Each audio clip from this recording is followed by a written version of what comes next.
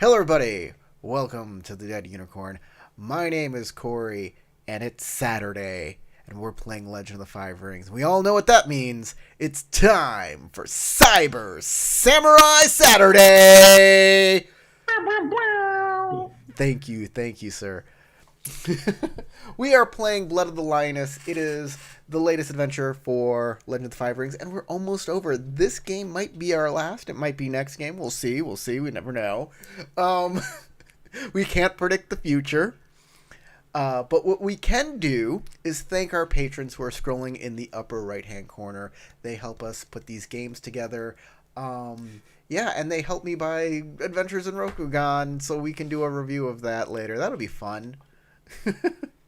Anyways. And also, don't we have plans to go through the monster book at some point? Oh, yeah, we do.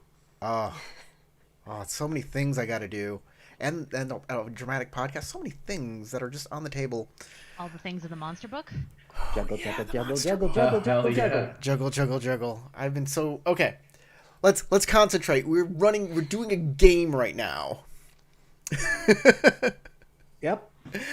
Let's introduce everybody. How about that? My name is Corey, and I'll be playing Soshi Tokoro. He is a Scorpion Shugenja who likes information and secrets. We are joined by Seppin Kanjuro, who is being played by Tarek.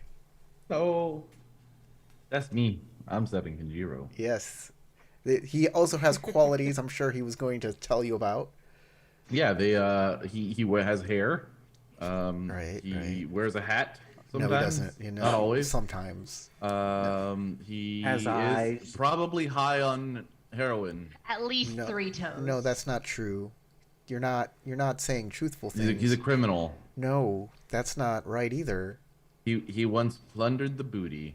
That is possible. That is possible. He is a married man. He plundered something from the royal families. Let's say that. You married in, and your wife is. So Hey, imperial booty. The benefits of high life. Ikoma Sayuri is played by Crystal. Hello. Sayuri is an Ikoma bard, but with a little extra flavor where she might get sent to do something that's not quite above board. It hasn't really come up in the game, though. I know. You got to get your ninja on. Take the initiative and just start ninja-ing. That's how I do it. Ninja over here, ninja over there. I don't tell anybody that I'm gonna go a shinobi-ing tonight. I just do it. If you did, it might lessen it just a little. Hey, Kitsukiri is played by Sasha. Hello. I may or may not have more toes than 10, and they are not mine. See, now that is actually a true thing that is weird about your character. Now, if Tarek was good at making characters, he could just say these true things about his character and not have to make up weird things that is not his character at all. Actually, one of those things was real, which is the opium thing. Not heroin. Well, you Opium said and heroin are Opium. not the same thing. Yeah, Fair man. enough, but they are very similar. That's like saying you like tacos, but what you actually like is sushi. No, that's like saying I like tacos, but what I actually like is open-faced sandwiches. That's like saying you like tacos, but what you actually like is opium. Exactly. That is exactly what it's like. Hey! Guess who's playing Goseki no Matsu Takeo? It is Matt! Yes. Something about your character? No details. No thoughts behind those eyes. He was leaving. He's got stuff to do. He's a very busy guy. He was gone and wasn't listening to us. Unfortunately, my family was being obnoxious, so I had to mute myself and see what the hell they needed. Look, no So one I cares. apologize. No one cares about your family, Matt. No one cares. We care about your I'm at the point character. to where I'm like, all right. We care I think about I'm your done character. with Tell us about your character. you. So I play Goseki no Matsutakeo, and he was recently married off in a political marriage to a Scorpion. And he, let's see, created a subfamily that is still underneath the Matsu family, revitalizing the Goseki family. And he may or may not be interested in perhaps having more than one wife. If what? Wow! That last part woke me the hell up! Can I offer up Kenjiro? Woo! I do look really good in that kimono. For the wrong sex. Sorry. Hey, by the way, if Takeo talks to his brother-in-law about it, I'm sure he'd be happy to help him find a second wife. James, He's 6 been feet such the underground. matchmaker so far. James, Takeo. What, you don't remember my character creations? Takeo Like, what is we talked about? is- When we made him? Takeo is so funny. Takeo.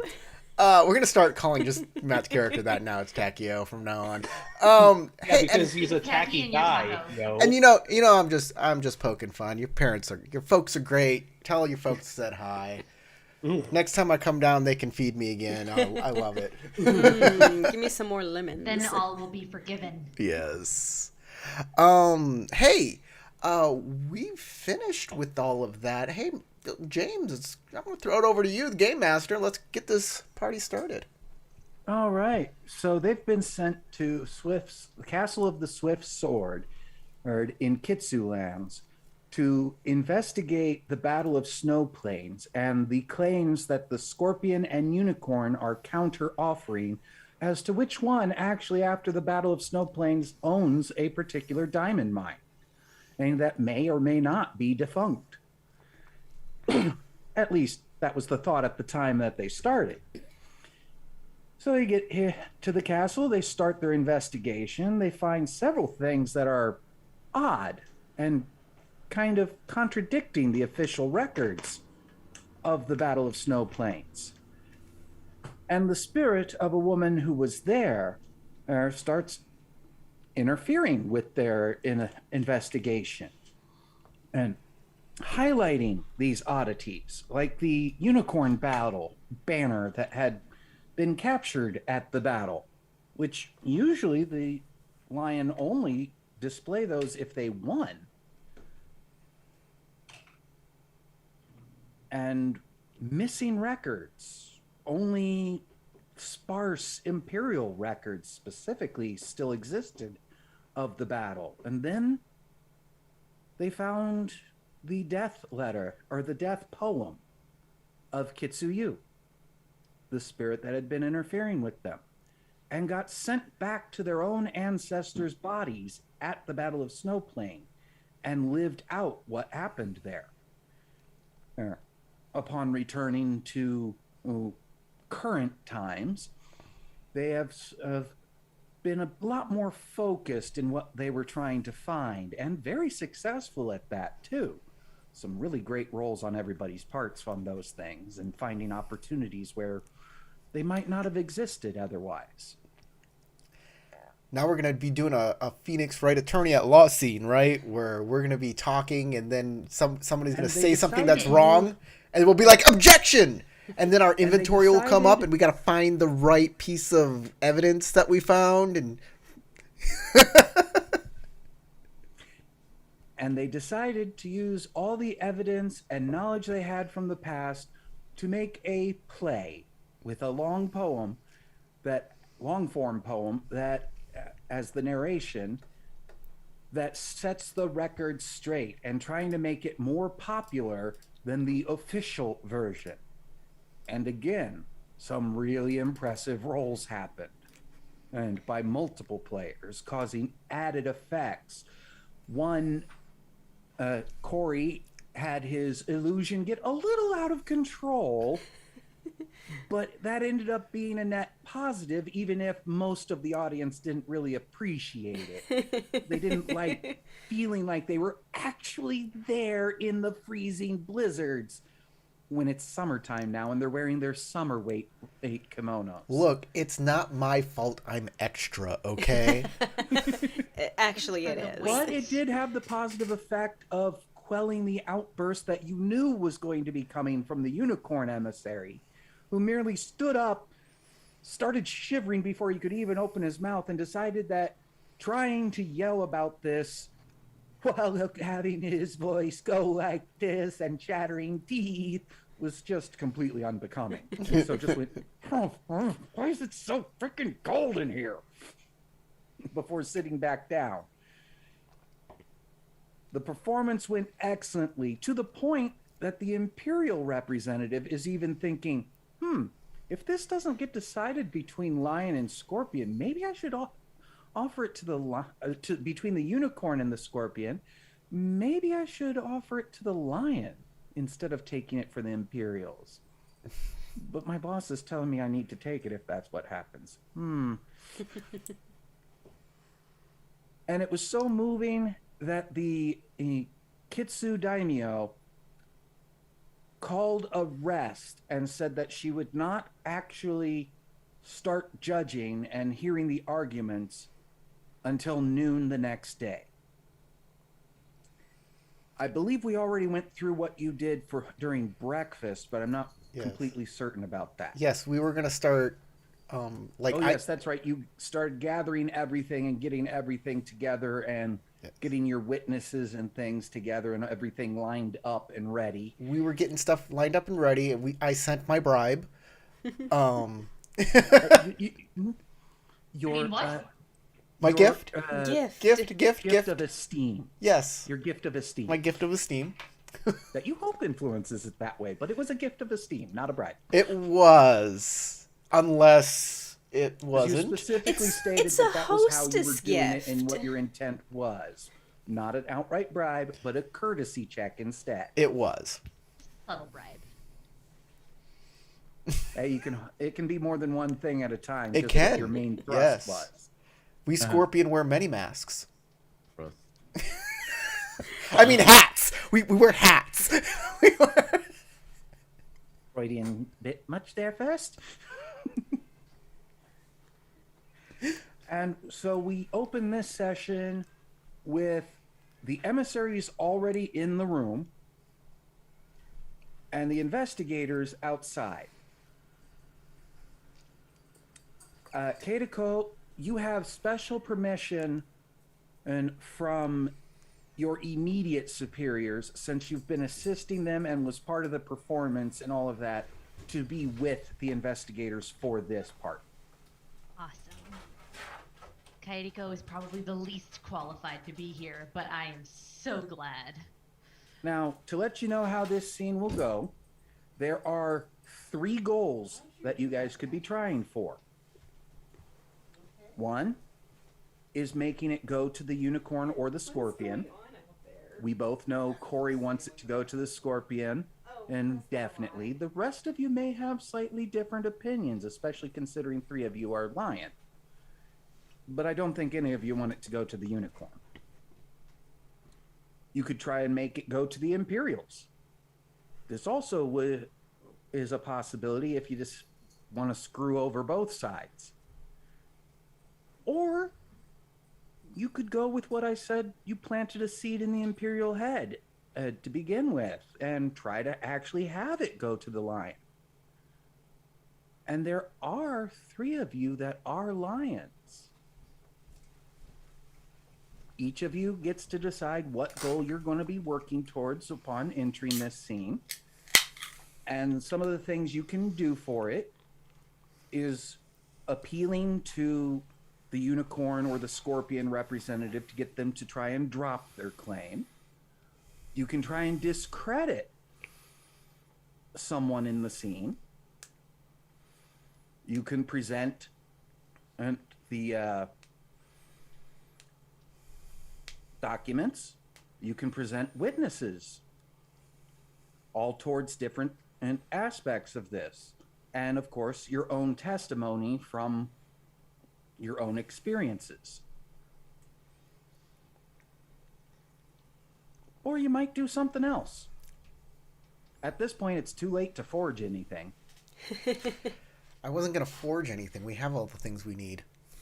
And you can see that you have Ikomakage and a Sokorokukin in with you.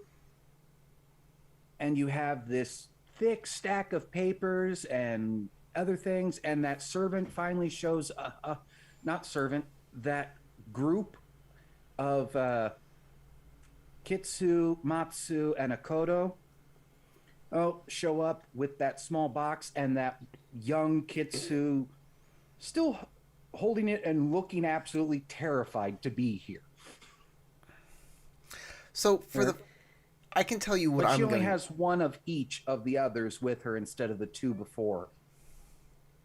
I'm going to tell you what I'm going to do, because I know what other people are going to do. I'm sure my brother is going to try and present the evidence as it is, and as he sees fit. But I am going to try and discredit somebody. The problem is I don't know who to discredit yet, because I don't know people's motivations. Right? Well, one of the people on the list that you can straight up discredit is the Unicorn representative. But I don't know what they want. If it's just that they want the diamond mine, yeah, I'm gonna discredit them. But if the lion want the diamond mine, and Tarek is doing great, showing that the lion are won the battle and that they, I'm going to try and discredit the lion's take on the. Well, you are the only individual here who actually saw the actual contract between the Unicorn and Scorpion. Yes, and you gave me... Well, technically, your brother saw it too, since you brought a copy back written on your forearm. You know what? I'm going to trust my brother to be able to present the evidence to show that the Unicorn lost the land. And I'm going to discredit the lion's claim on the diamond mine using my evidence that I have, which includes that Scorpion medallion. Well, currently they don't have a claim and aren't trying to have a claim. That's why they're educating. Oh, okay. Then only two that currently are trying to claim it actively are the Unicorn and the Scorpion. Right. Okay, good. This is what I said. I don't know their motivations, and I needed to figure those out first. But if you're just telling me, then that's great. That works then. I'm going to go after the Unicorn representative then to show, Well, currently you're out in the hall waiting to be called in, and you can see the 3 Unicorn investigators, and they have maybe 3 sheets of paper between them. I also do want to ask, out of character. So on your side of the hall, you got a mob and a bunch of paper and this escorted artifact, and the banner's been brought up as well. And the 3 Unicorn representatives, obviously, just seeing this has given each of them 1 strife. By the way, I do have my 15 or 16-page document of all the details that I wrote up before this. So I'm bringing in like a big stack of papers and dropping them on the table with a thud. By the way, guys, do not strife out here, because if you lose your mask, if you unmask, you will be discredited. And no one will believe you. You'll lose. You 100% lose once you're unmasked. And you'll be thrown out of the proceedings. Remember that Kaideko at the end of last game gave everybody the realm of Tengoku blessing thing? So you should have gotten your strife back. Yeah, everybody should be at 0 at this point Cool. between the tea ceremony and everything else you guys did. And I also So everybody wanted to... should be at 0 strike. The Unicorn investigators, seeing all of you, all gained 1, just going, fuck. They look We're much very more prepared. than us. It's like one of my favorite scenes in all of Avatar: The Last Airbender is when they're trying to get across the bay to go to Ba Sing Se, and there's an old woman there who's like, I am not letting you across. You do not have the appropriate paperwork, and blah, blah, blah. And Toph pulls out her family seal and hands it to the woman, and she goes, well, you can definitely go across. This is, you're such a prestigious family. This seal is great. And she's like, well, I need my friends to come with me. They're my attendants. And she says, well, I guess so. Your documentation here is so official. And I love that. It's so official that, of course, it grants you extra benefits. It's the most official. And one thing I wanted to ask too is do we have a group consensus on where we want to go? Like, what was agreed upon with the group? Oh, That's what I want to ask. That's part of why I planted that little thing about there is that little seed that it could technically go to the Lions since they technically won the battle. But That's basically what Kenjiro's argument is. No, the diamond mine does not go to the lion. Am I gonna have to discredit you? Well, his argument is that the lion won the battle, not that. Yes, and I showed you the contract that says no matter what happens here. I did show you that contract. I wrote it on my arm.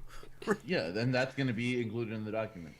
Yeah, the 16 pages, but he's going to basically be arguing that technically the lion won the battle. Yes.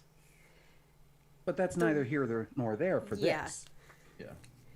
The way I see it, the unicorn gave the scorpion that land before the battle, so it wouldn't be the lions to take even if they had won because it wasn't unicorn land anymore. One of the senior Matsu comes out of the chamber where the emissaries are, and walks over to Asoko Rokuken and bows to him and then says, "We have heard that you are a tea master of some repute. Would you do us the honor of opening this with that?" A second tea Rokuken kind of ceremony. blinks and then goes, "I would be honored." And he goes in first. You guys will be let in after the tea ceremony is over and everybody has tea. Pull out your pan. Is Kaito going to be in there for the first part listening in? Or is that still after the tea? Oh, dang it. Sorry, repeat. I had lag there. Sorry. Is Kaito still going to be in there being able to listen in? Or is that after the tea? That will be after the tea. You'll be going in with the investigators. You're being seconded to them since you went to the past and assisted them so much after. It's kind of the talk of the Kitsu of the castle that you suddenly started doing this. But you didn't have any other duties to do right then, so... Yeah. I mean, casually traveling to the past isn't really much weirder than what Kaito does anyways, so... Fair enough. Drag all of you up here to the castle, actually. There we go. Now we got you in the right place. Interesting off-topic question I just thought about. Almost. If Samurai Jack were to be born in Rokugan, which clan do you think he would have been born in? Oh, he'd be a lion. Yeah, I think he'd be a lion. I think he'd be a lion. I think he'd be an Okoto. Yeah, I agree. All right. Or a Matsu with his easy acceptance of the supernatural. Matsu don't have supernatural powers. They're berserkers. No, but they guard the Kitsu who do. Yeah, but they're hotheads. They're berserkers. Yeah, they're literally brash. Jack is a very calm, very Calculating. Yeah, so Okoto is Measured much more person. appropriate. Okoto, 100%. I could see an argument for Kakita, but I don't think Samurai Jack cares about perfection more than he cares about thinking things through and coming up with the right tactics. And that's a very Okoto thing to do. I agree.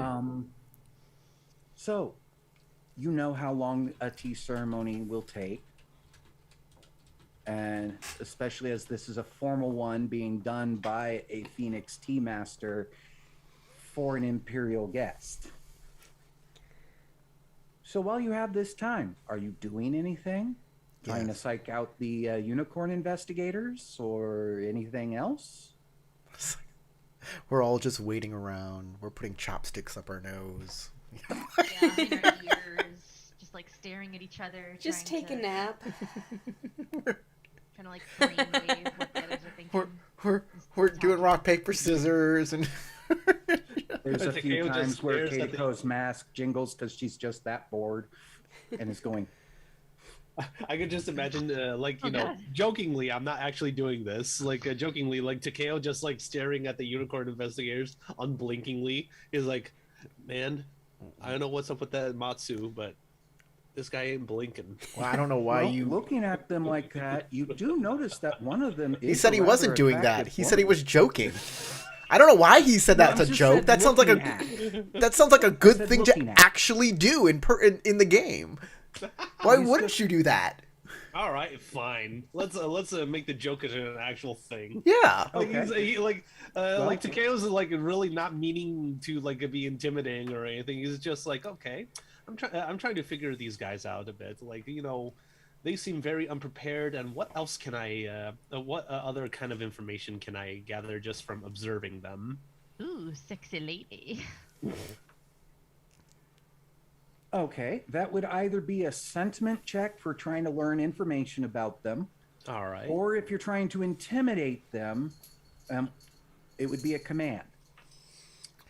Or a Alright, stealth let check me if you're see. trying to put a match between their toes. But as I said, one of them is a rather And attractive they might be wearing woman, sandals. and you do have that flirt aspect.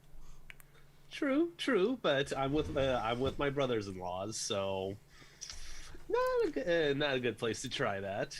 Doesn't mean you can't lean back a little behind your brother's eyesight and give a little wink at one. Heck, you could be winking at one of the unicorn guys. I don't care. That might intimidate them more, actually. Why is that Matsu smiling at me like that? I do not feel comfortable. I feel unsafe here. Yeah. Why is he giving me the look like he's wanting me to go to the baths with him later? I feel like I need an adult, but I'm not sure. I'm gonna try sentiment survey then. A water Okay. roll. All right, let's see how this goes. You know what they Terrible, call all sorts of terrible. you know what they call a unicorn air shugenja that's also a cannibal, right? Frank? Oh, yeah, he also has to be a pirate. A pirate unicorn air shugenja cannibal. That would be a one-eyed, one-horned, flying purple people eater. Oh. That's what I can't that believe I didn't get that. I don't get it still. I'm a little. It's a very old song. It's before my time. I believe it's from the late 50s. Yeah. Yeah, it was played One-eyed, incessantly one-horned, at purple Rockville. people eater. One-eyed, one-horned, purple people eater. You're, It was Giant played purple people incessantly eater. over at Flying Six purple- Flags Fiesta No, it's Islands giant. at the Rockville area. But no yeah, one knows the words to the song. It's ancient. It's been lost to time forever. Everybody has their own Nursing home. version. You have two opportunity. Yeah, I'll use that to get information from them, like any other information that's relevant. Okay. Well, your sentiment check, because it fails, only gives you blatantly obvious things. Yeah. Two of them have large stature advantage. Oh, One of them's that woman. they've been eating their Wheaties. They've What been is eating flying, your not Wheaties. giant? She's actually the tallest of the three at 6'2". And you glance down and she's wearing Bubba. flat sandals. You see the unicorns with giant straws, and then you look down and your milkshake's gone. Oh no! They're eating my milkshake. So added information that wouldn't be amongst the hidden stuff that you were trying to find out about them. Okay, besides the obvious of two of them have large stature, one of them being the woman. The third one, you've been around your brother-in-law, the matchmaker, long enough that you're pretty sure that third one maybe be a shinobi. You're also pretty sure you didn't see much of that one during your investigations. So you're pretty sure that's probably a shinobi, but you're not 100%. I mean, Alright. you did fail he the roll. would be a good shinobi if we knew he was a shinobi. So Saw them. And for a unicorn, he has effectively small stature. This puts him at just barely below average Rokugani height. That's the only reason you think he's a shinobi. He's small. It must be a shinobi. Fit into those small, Small, places. haven't just really like seen him Tokoro. much. He's the one holding the papers they do have.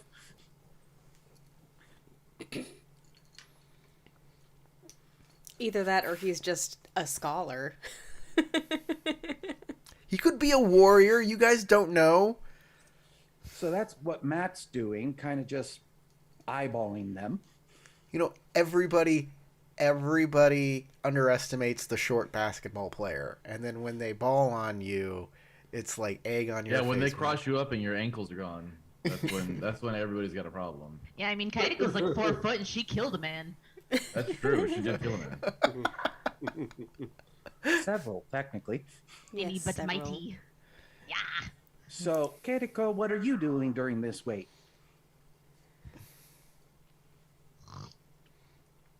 I am awake. Just doing your best to try and stay awake. I think she's not much of one to start off any sort of conversation. So at the moment, mostly just trying not to be bored and trying not Okay. to look horribly bored, which she is. Okay. Kenjiro, what are you doing during this wait? Kenjiro. So I'm in the hallway with the unicorn. Are there any scorpion here? Your brother? So outside of us, and the unicorn, is there anybody else in the hallway? Or in the waiting room? A few servants Okay. In that case, who Kenjiro have is water going and to be... sake available if anybody wants some. I'll definitely take some water. Or tea. Actually, I'll ask if they have tea. Just if they could bring me a cup of tea, that would be... There will be plenty. tea available inside.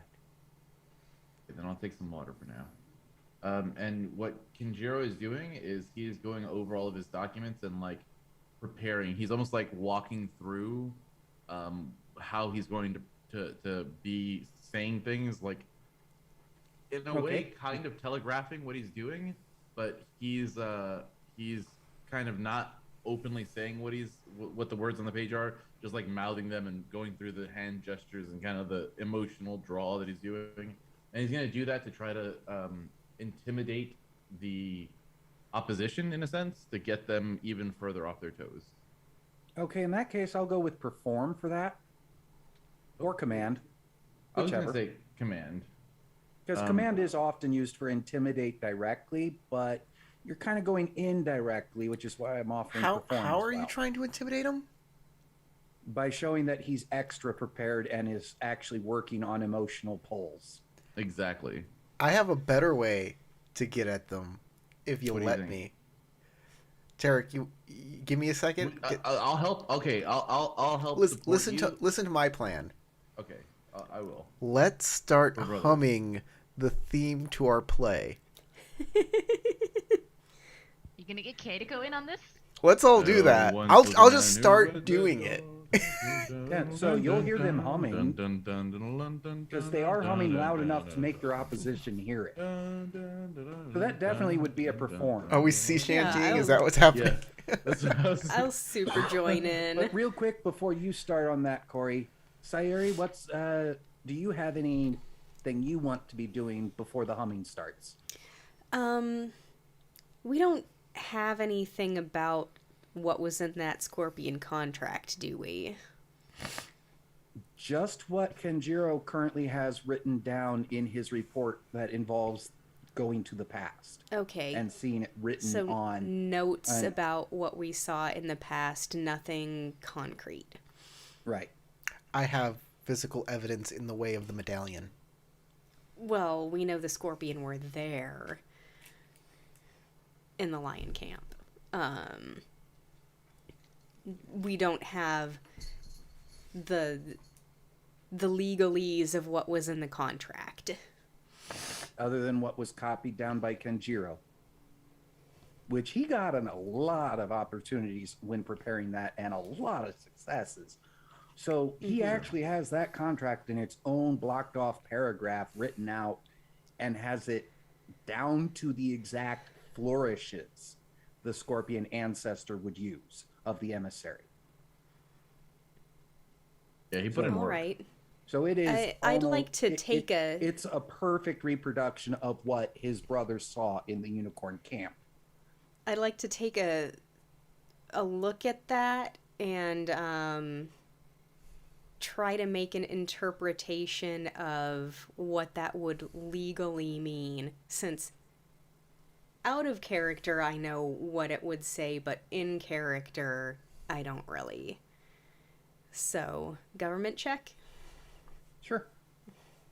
Legalese. It also was written very simply, in part because the Scorpion considered the Unicorn simpletons, and That the makes Unicorn sense. didn't want double legalese in there. Because the Scorpion are known for going, but this actually means this. There's a double negative here. This is a big no-no. Right. I think analyze is probably the way to go here.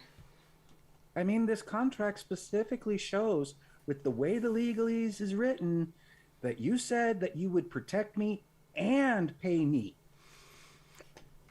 for the honor of protecting me. I'm sorry, you thought it meant I was going to pay you, but no, that's not what it actually says on what you signed. The dotted line right there. Yeah, there goes Do your I soul. have a TN, or is it going to be like based on how well I roll? It's a TN2 just to get the basic idea. Any Okay. successes beyond that, and you'll be making a full legal brief. Okie dokie. Ah, jeez, really? Since you're going to fail anyway, might as well ignore the strife and just take the opportunity. Don't worry, these rolls don't matter. The only rolls matter is when we get into that room. Yep. There's a opportunity. What would you like to use that opportunity for?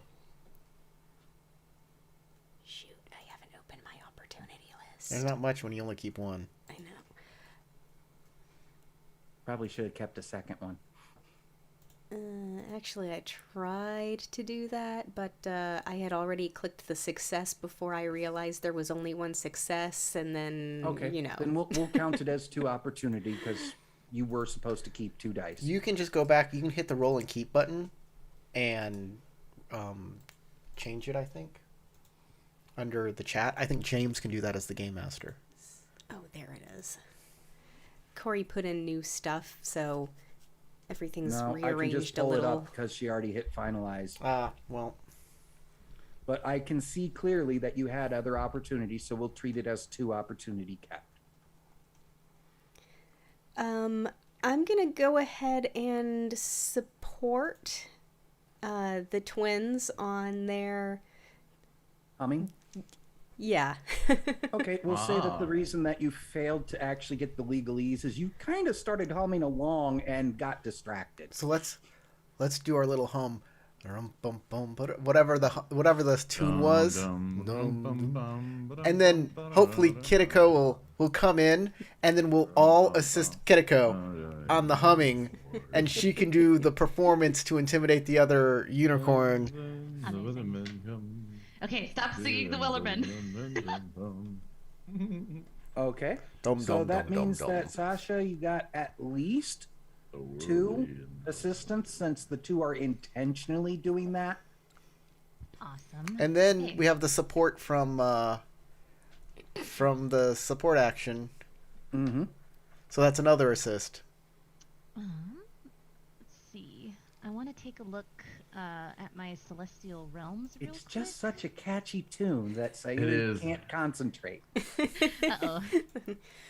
It's so good. Okay, let me see here. It just reloaded In fact, my probably book, unfortunately. Takeo is also caught up in the humming too, if the roll goes well enough. Sure, why not? What ring are you using? Let's see. Before I do that, I might want to pull a realm here to help with the effect, but my textbook just reloaded, so I'm trying to find them again. Well, you can only do Your entire one thing should be on your roll character sheet. for an For action. my celestial, The different options aren't listed. yeah, they're not Oh, on there. well. 138 is the page, though. I'm just trying to get there here.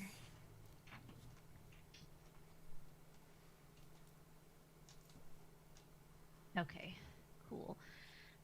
Okay, this one is pretty good. Let's do that.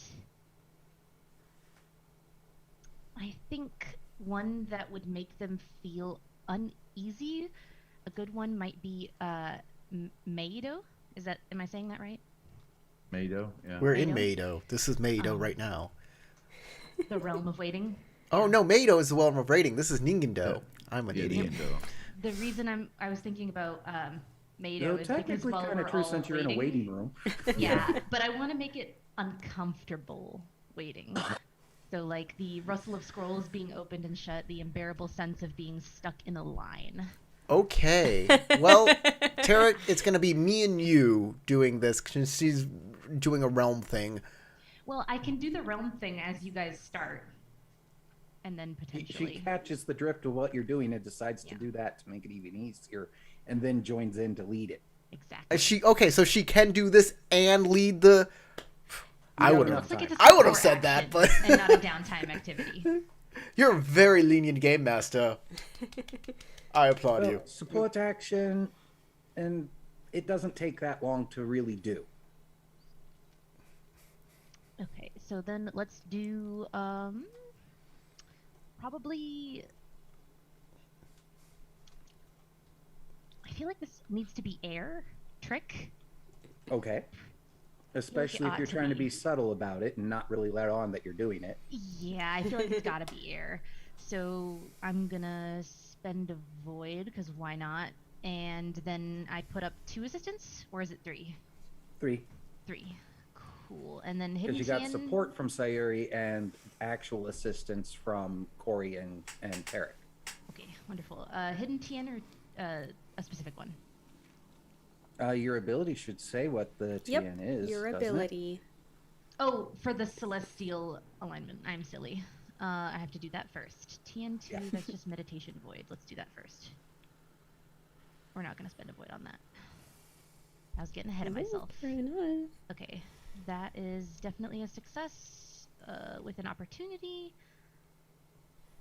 Let's see. What can I spend only 1 opportunity on? Not much. Yeah, I didn't think so. So I'll Reducing just- strife, reducing fatigue, which at this point you should have none of either. Yeah. Okay, so then I'm not too worried about it. But I do succeed, and then I can do my performance air with the assistance. It was 3, the void. Okay, and then for the performance, do I hide the TN? No, with using air and using in the pulling media on them. Actually, I'll say you can use the one opportunity to have a extra effect of pulling, though you don't get to say what that effect is. That's good enough. I'll do that. Okay, then you actually see faint dust drifting down on the 3 unicorns. Oh, Mado dust. You Yeah. remember the adventure. Just dust. That stuff will make you forget. Which you do have the brief thought of, if you could collect some of that quietly later, that actually might be useful later. It doesn't make you Well, I forget. It will makes you definitely- docile. That's what it does. Definitely be brushing some of that off a chair, putting it in a line. Kenjiro's gonna look very suspiciously at Ignoring Kando. it. Yeah. Okay. Yeah, throwing this dust on an unruly spirit will calm it down. Good to know. Okay, so I just want to verify. What's my TN? Your TN is only 1 right now. Only 1. Awesome. They are being kept calm. They're very bored. They no longer feel anxious about what's coming up, but 1, 2. all these people are 3, humming at them, 4. and one of them's kind of staring at me funny. I'm not Yeah. sure how to take that. That one's staring at me like he wants to give me something, and the other three, well, they seem rather enthused. Okay, so looks That's like a very pretty roll. 6 bonus successes and a little bit of opportunity in there. And I will use that 2 opportunity to get information, I think, Okay. on how well this seems to be working, or like what effect it's having on them, if possible. Well, you just effectively gave all 3 of them 6 strike. Wow. Wonderful. They're now, Okay. even with the Maedo dust on them, one of them has now taken their hands and clasped them tightly in front of them. One is now kind of muttering to himself and flipping through the 2 pages he's holding. And the third one has actually broken decorum a little bit and has gotten up and is pacing around behind his companions, but he's pacing, and that's obviously a show that he shouldn't be doing. Well, now I leave it to Corey to make it worse. No, it's just the humming. I can't, like, after we're done, we're led into the room. Now it's time to present our case. Yeah, Right but as You can still make it worse. You can make it worse inside the room. Inside the room, yes. Especially Now we're as going these in. investigators now have 7 strife going in. They're looking pretty close to unmasking as is. They're kind of sweaty. Hands is sweaty, mom's spaghetti. And that, that's what your opportunity for information can go for. I mean, Their composures are 10, oh, Okay, good to know. and you've gotten them to 7 strife before everything even began. Wonderful. So they are very stressed out. I mean, Tarek, if you only had one chance to get a diamond mine for the Scorpion. Would you take it? All right, as I said, there are 3 things that you each individually could be going towards. If you're working towards the same goal, then your momentum points will compile together. If you end up branching from each other, then the momentum points go separate. Okay. I'm ready. First off, upon being let in, I need everybody to make a courtesy roll to Natural. make sure that you follow the proper protocols for greeting the Imperial Emissary, the Daimyo, and the other 2 emissaries. In that order. I'm bad at this. This is now a intrigue scene, right? So Yes. I'm going to use Void. Void stance. Void stance. What is it? A courtesy check? You said. Yes, Yes. courtesy. To make sure that you're following the things correctly. Tien. And Tien. Tien's only 1 because this is almost second nature for all of you. Yep. Okay. I'll just use Earth to recall the proper procedures. Whatever you want to use. I think I know why they're going void, though, because in this kind of scene, strife don't really matter. No, strife matters a lot. If we strife Oh, out, sorry. we lose. Sorry. Void is very important because then we don't take strife. That's what I mean. The opposite of what he said. You're using void, so the strife on your dice don't matter. Well, I wanted more opportunity, but If I accidentally didn't keep dice and now they're grayed out, how do I fix that? before I Just finalize? grab them. Just grab them and drag them into the keep. Grab Because I it. did it on 2. We can drag.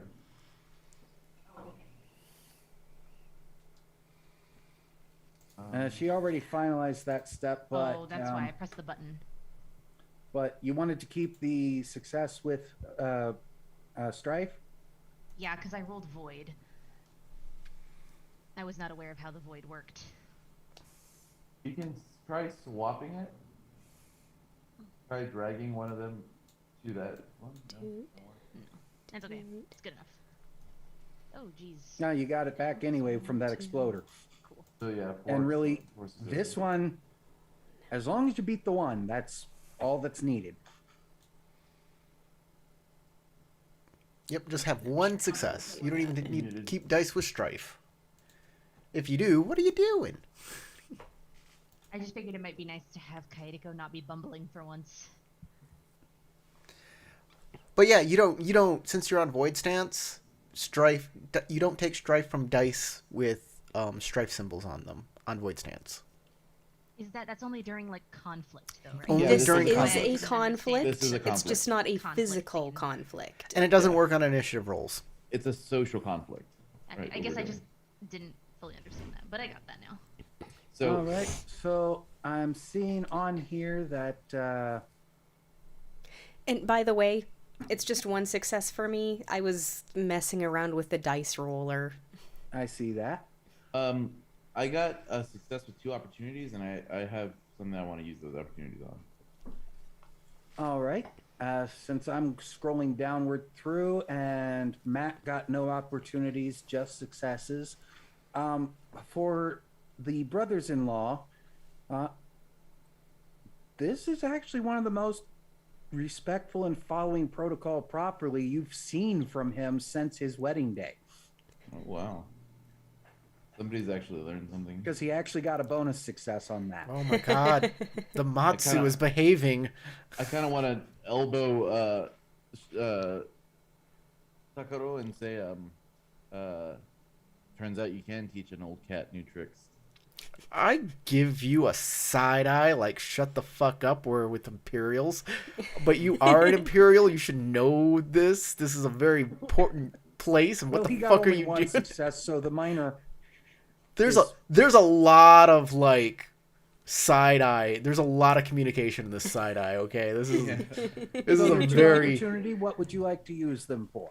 Yeah, I'm going to use them for Ancestry and Earth to spend 2 opportunities to know one secret that one of the Unicorn characters, I'll let you choose whichever one, a secret that they, about their family, that they would prefer to have been forgotten and have probably even worked to bury.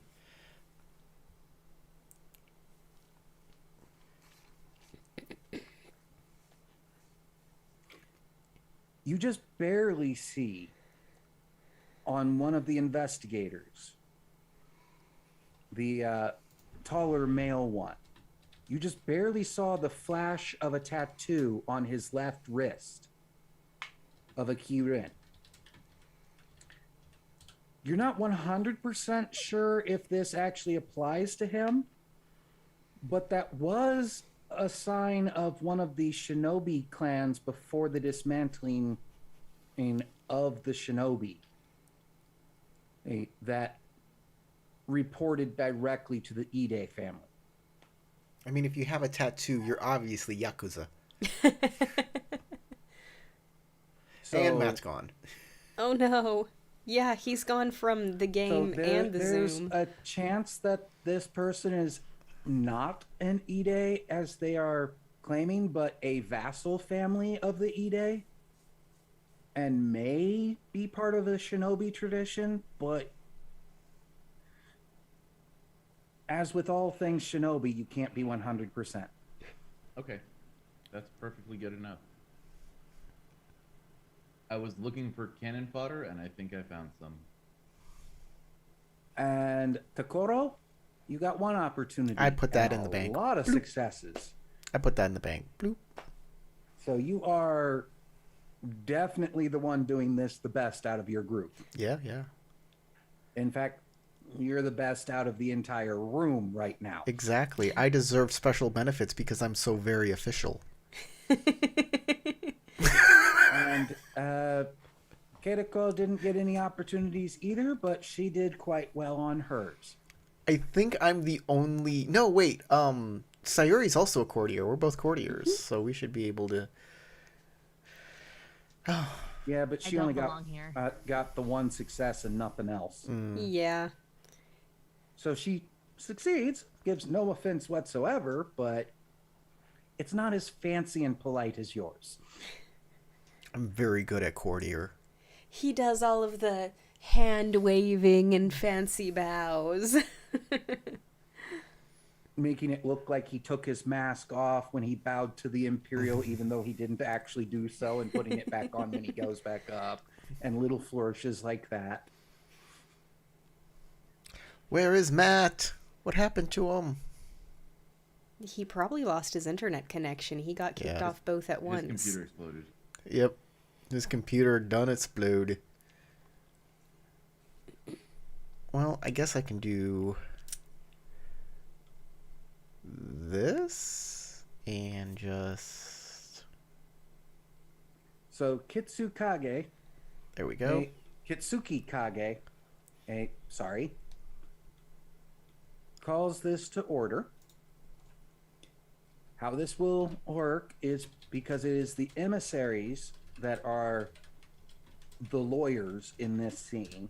When you are presenting or bringing a witness, you're bringing it to the person that you are working towards their side of the goal. Oh, there he is. He's back. So if somebody amongst you decides they want to make it go to the lion, you'd be going to the Imperial. If you're trying to make it go to the unicorn, you're going to go to the unicorn. If you're going to etc., etc. I mean, Because those three are the lawyers for this. so are there any Scorpion here aside from my buddy?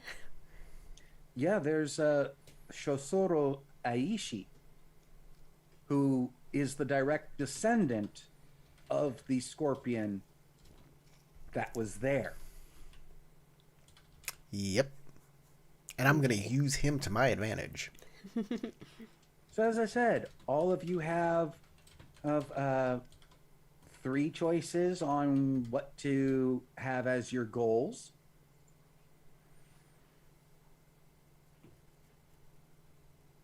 So, you can... I think we need to do an initiative thing here, just because that way it's a little easier to keep control of things. There is initiative, but it doesn't matter. And I'll tell you why. So I'm going to read you who goes first. So initiative is good for, like, using initiative opportunities, I guess. But really... Oh, I was just going to use this courtesy roll to determine who amongst you go first. Oh, it goes by status. Oh, okay, that also works. So Yeah, Let that me sounds like what they would do. quickly take some Oh, you're the notes highest here. ranking, you go first. yeah, so you do roll initiative, and for intrigue, it's a sentiment check. But then under intrigue, it says,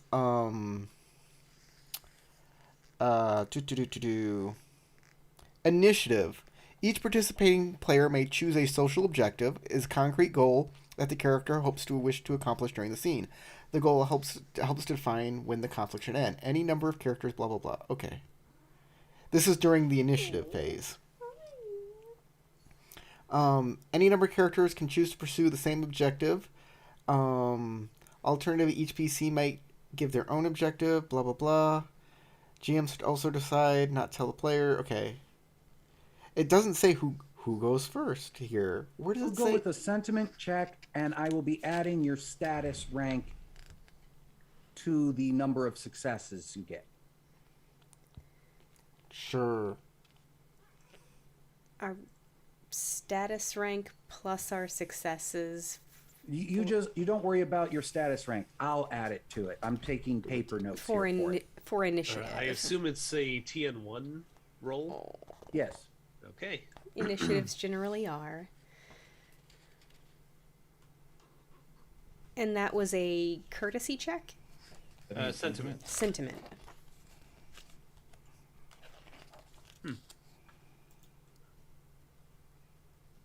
Huh. And all of you have the same amount of status. That's funny. I'm probably gonna have to refresh my page. Well, Oh. same amount Hey, on rank side. Hey, brother, do you have ranks in status? Or sorry, ranks in sentiment? Of course I do. Of course he does. Of course you do. So I'm getting that nice assistance. Thank you so much. Really appreciate that. You're a doll. I also have a rank in sentiment too, so I might as well take advantage of our bond.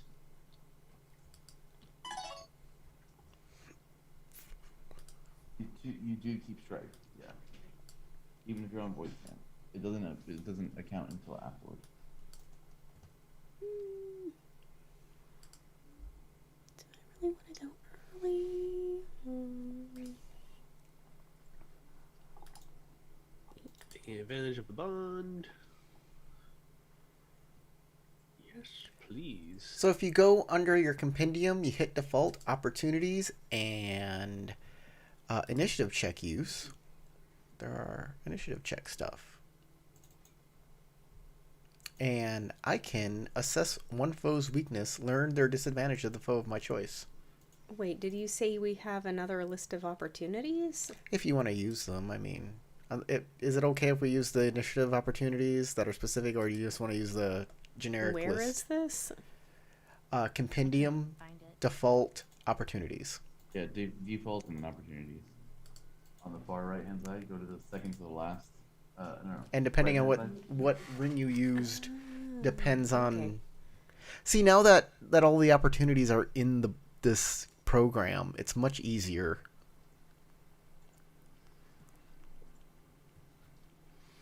Like for me, I get to assess one foe's weakness, learn one of their disadvantages of the foe of a foe of my choice.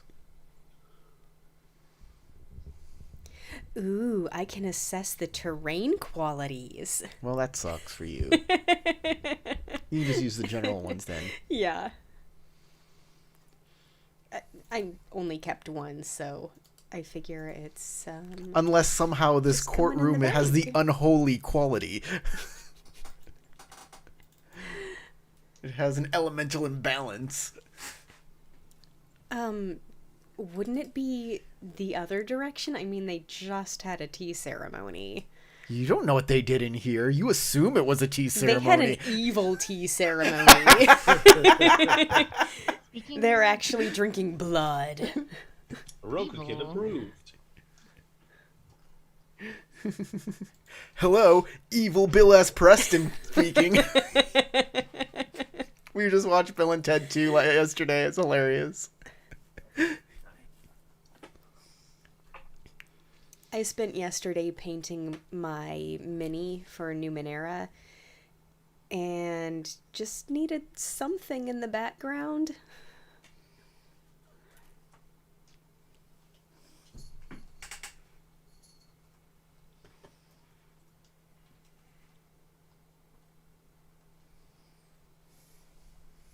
Okay, so that's that, that's that, that's that. Three of you ended up with the same initiative. That happens. You can go by focus value. I'd like that for breaking it. That sounds like a good one. We all have the same focus value. Or Now we play vigilance. rock, paper, scissors.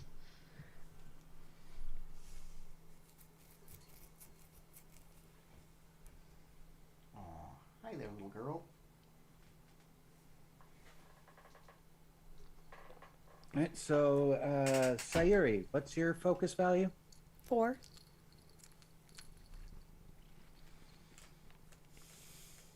Kenjiro, what's yours? 5. Okay. And Matt, what's yours? Unmute first. 3. Okay, we have a Okay, definite... that easily breaks up Yeah. what happens on 8. So the first to act is obviously the daimyo. It also worked out that way with the die roll plus their status. They're the second highest status in the room. The Imperial Emissary has a little more, That makes sense. but their initiative ended up a little less. By the way, I'm banking my opportunities, and that puts me to 10 opportunities banked. Does that roll me over? Do you have room for another void point? I do.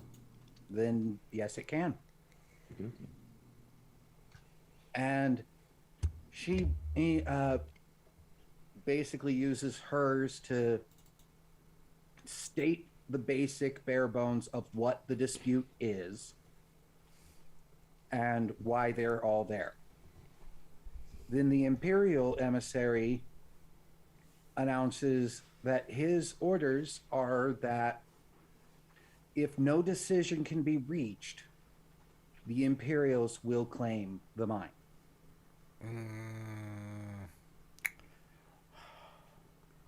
At which point, Aishi speaks up and says, I will endeavor to prove beyond any doubt that this mine does belong in Scorpion hands. Unicorn goes next, and he states that because the Unicorn won the battle, there was no sign of the Scorpion there. It's obviously a Unicorn mine, and they're not giving it up.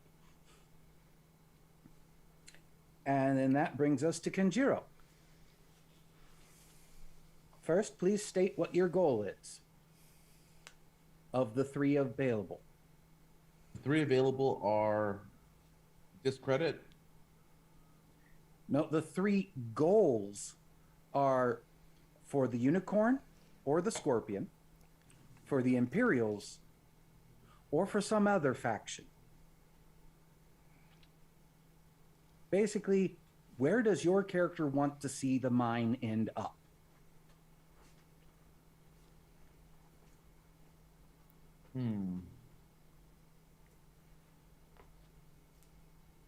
I think technically, because of who Kenjiro is, he would definitely be working toward getting the mines into the hands of the Scorpion, because by the evidence that he's seen, that's where they should go. All right. What do you do this time around to advance that? He is going to politely begin, like, going over the documentation that he's found. He'll pull out the paperwork. Okay. So you're going to submit one piece of written evidence. Exactly. My first piece of written evidence. What would that be? I'm going to submit the page on the contract for the Scorpion agreement to assist the Unicorn. That's going to be my first piece of evidence. Okay. Because this is from a spirit journey and all of that sort of stuff, you're going to have to make a scholar skill check of some sort to present this. Because it's a document, like a contract, I'm going to use government. Okay. Even though I'm less skilled in government than I am in like culture, which I could probably make a cultural argument about why. Can I give my brother a hint? Well, he's going before you. I know, but like these intrigue scenes are very long and drawn out, and I would just give him, like, I don't know, like, you can say no if you want. I understand that, but I just want to give him like a word of advice, not like help in like with him and his goal. And anyways, everybody who's doing like the same thing can do like assist actions and stuff like that. But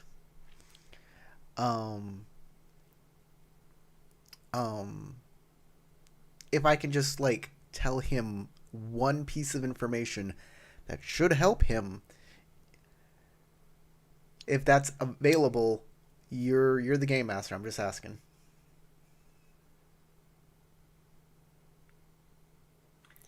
Can he lean over and If you whisper a want to couple give words? up your action for this round. No. Nope, my brother's on his own then. If he's not as smart as me, that's his problem. But if you have ranks in government, then your bond can give him assistance on this role. Or if Matt's character has he has ranks in government. It only matters if you don't have the skill. And he should have government. I do have government. Yeah. Okay. Do I know the TN of this check? I'm using Void, by the way, to not necessarily sense in a supernatural way, but to sense the vibes of the people in the room as I start bringing out contractual agreements. Because of the easily claimed as spurious provenance of this contract, I'm going to say the TN is 3. Okay. I will spend a Void point. Wow. Okay. Not terrible. Not great, but not terrible. Yeah. Yeah, you're on Void, so none of that strife matters.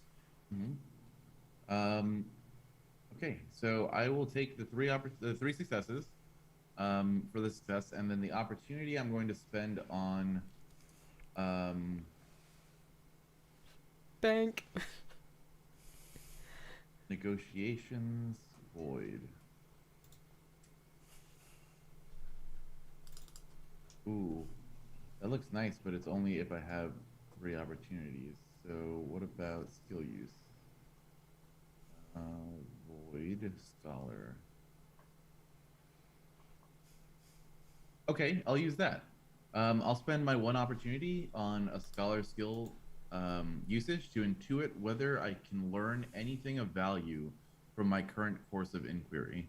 So bringing up the point about the mines, is there any piece of information that might be helpful for me in my later arguments based on the reactions to this current course of dialogue? Nothing you don't already know. Okay. To be perfectly honest. I don't sense anything coming from them that is like a effective rebuttal of what my points are, or like something that I might not suspect. I don't have any kind of intuition warnings about that. If that's the case, then that's good. Other than what you already know, that the Ide emissary is going to be scoffing and saying spirit visions are untrustworthy. Okay, yeah. For all we know, this could have been an opium dream. After all, this person does drink poppy tea and smokes opium on occasion. Oh, I'm going to have my way with this guy. Oh, I'm going to pull that argument right But- apart. Oh yeah, the Ide I have some stuff on. Don't worry. But your roll was good enough that you did gain a momentum point towards that. Okay. And that moves us to Sayuri. I make a well-reasoned argument. What is Sayuri's goal? Sayuri also thinks it looks like the Scorpion are deserving of this mine.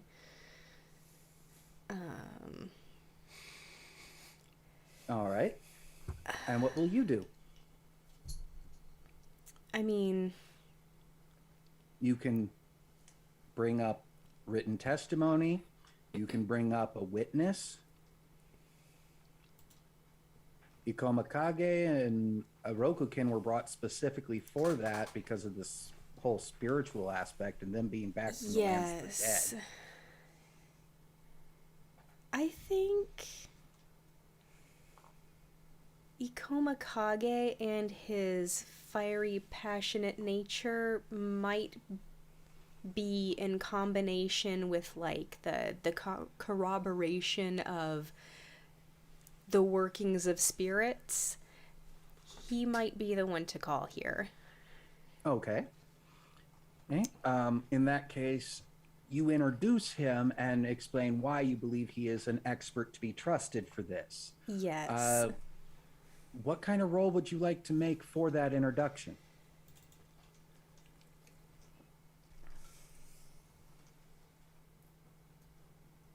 Let's see.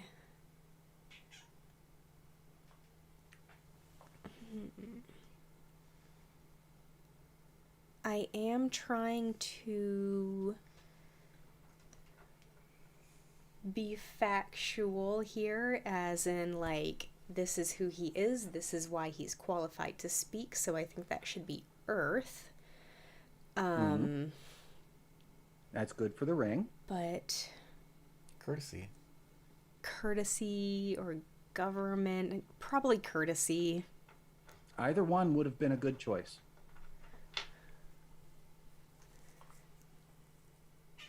You know what? This is a court, let's just call it government. Okay. Then you're going extremely factual about him being the Ikoma's leading expert on spiritual matters.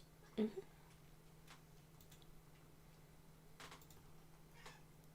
Tien? Only a 1.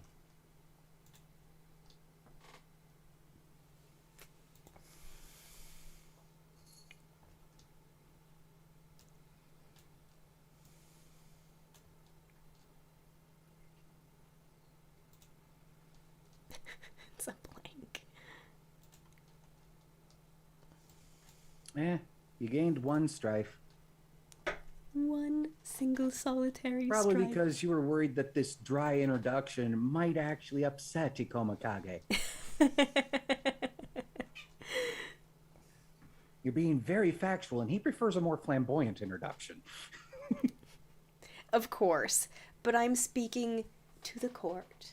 He will be the So one this who actually is brings being flamboyant. Kage up. So, Tarek, after being introduced as the leader on spiritual knowledge amongst the Ikoma, what does Kage do? Okay, so Kage, I don't know if y'all remember this, but Kage was vehemently anti like spirituality. He gave shit to everybody who was talking about spiritualism and using that as a mechanism for like justifying what they were doing or how they felt about things. However, he was then shunted into the afterlife and brought back to life. So that really puts a change in the step of someone who may have been skeptical. So Yeah, now you know for a fact it's all real. He probably does fidget a bit and is like a little bit uncomfortable when it starts. But that dissipates back into like his on. He probably goes back into his holding up his face. But you could tell like he has a little agitation bubble over his eyebrow where he's like, you should have been more controversial. Lean into that controversy, baby. Let's get some heat in here. You get people sweating. That's what I want to see. He's like, I'd like it if there was more people throwing chairs at this point. We're already at the point. He has a look that Rokukin finds quite familiar because he was wearing it almost constantly while going through the Wheel of Judgment. Exactly. Of like, I hate this shit. I didn't think any of this was true. Why the fuck am I going through it? Exactly. Why can't we just keep throwing chairs in hell? Come on, guys. And now you're the foremost expert on spirit matters because you've been there? Yeah, exactly. That's like saying a tourist who's been to Tokyo for a week is an expert on Tokyo. Exactly. I'm an expert magistrate, okay? Not an expert on gobbledygook. That's like That's Whatever that me. means. That's Exactly. me. That's like saying you're an expert at foreign affairs because you can see Russia from parts of Alaska. Thanks, SNL. Nice political jab at Palin. No, that's not even SNL. That's her Well, direct. That was her direct No, thing I that she said said. political jab at Palin. So there's no SNL on that comment. It was just straight at her. Anyways, I'm sorry for being political. I apologize. I live in Alaska. Okay, who's continue. So, how does Kage approach being named the spiritual expert on this, and how he's going to now be having been put in a point where he has to validate spirit vision that these people had? You're muted. That's a good question. So, Kage would probably fidget a bit in his chair and then say,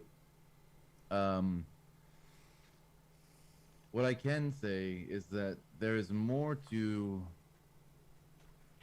the story of any like series of events than can be drawn upon by what we see in front of us. This is something that the Kitsu family has known for generations, and something that the Kitsuki have taught many among the Imperial Magistrates who serve under the Corps of Emerald Magistrates.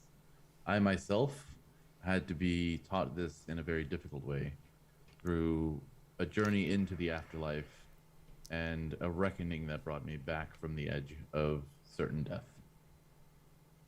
With that, I say we hear out the arguments as they are given, and as we do not have any other expert testimony that has not seen these events unfold with their own eyes, we will be left to make as best a decision as we can, given the evidence and what we can extrapolate from that data. And I believe, Kitsuki-sama, that all of our fates rest in your ability to see past what is visible to the naked eye and find the truth that lies at the heart of it. I forgot how long-winded and boring Kage is when he speaks. At least at a courtly thing. He's always just Okay. keeps talking. That sounds like a sentiment check to me. For Kage. Oh, for Kage? Yeah, okay. Yeah. You got a Kage character sheet there? I do. Kage is actually really, really good at this. That was the thing that he does often. The thing. Tien? Is there a Tien set, or do I just... Well, it might prob- depend on your approach, too. Yeah. Oh, he's definitely using fire to try to incite the Kitsuki, because he knows the Kitsuki are very proud of their expert ability to, like, deduce the truth out of a bunch of disparate facts. So their deductive reasoning is exactly what puts them in the position that they are. So he's trying to incite him to be, or this woman to be proud of her Kitsuki heritage and use that, like, knowledge to her benefit. So... And the that Kitsu changes daimyo, that's actually the judge. Exactly, and that's why he mentioned the Kitsu, and that's why I mentioned the Kitsuki. So, difficulty, would that be like a hidden difficulty, or would it be based on whatever their vigilance is? It's based on their vigilance, which... Okay. The higher of the two vigilance, I think, is what he has to aim for at that point. 6. Okay. No, 5. We'll go 5. We'll make it the lower because it's actually the daimyo that you're trying to more sway with this. Okay. And... After all, the Imperials mostly here as just a witness unless an agreement cannot be made.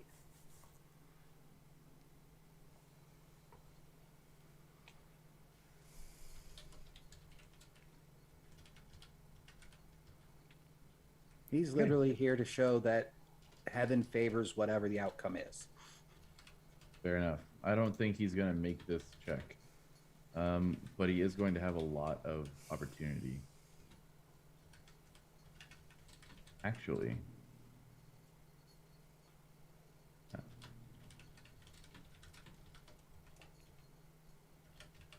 He...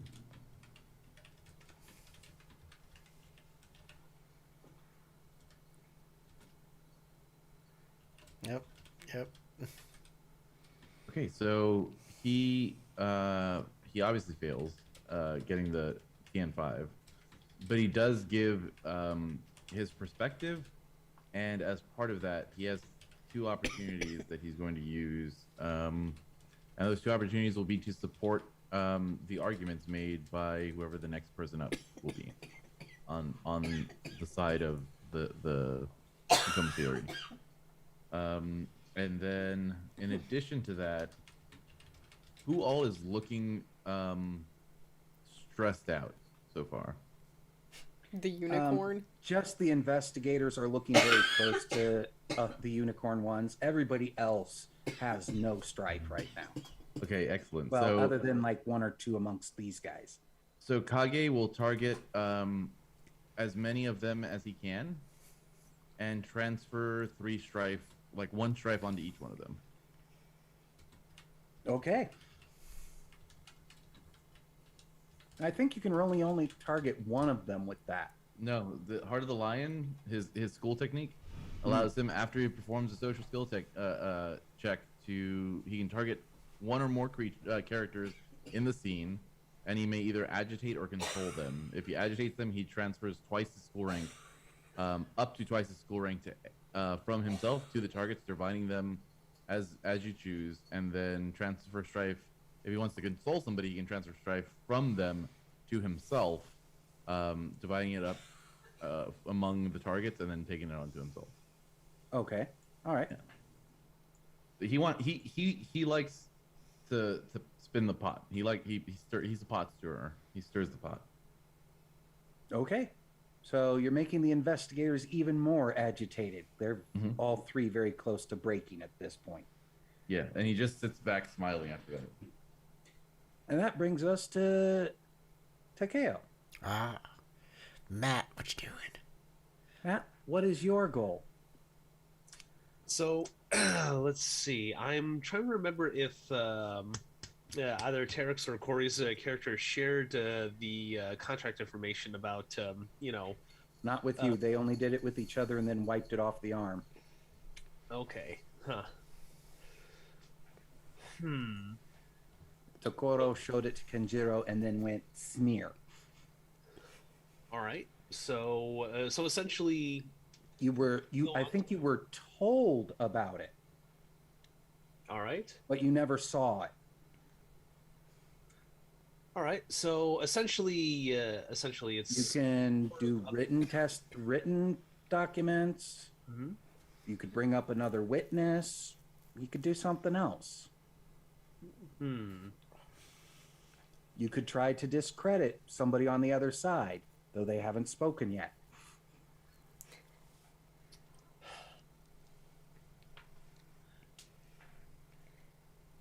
So look at this guy. Who honestly does he would think he is? Since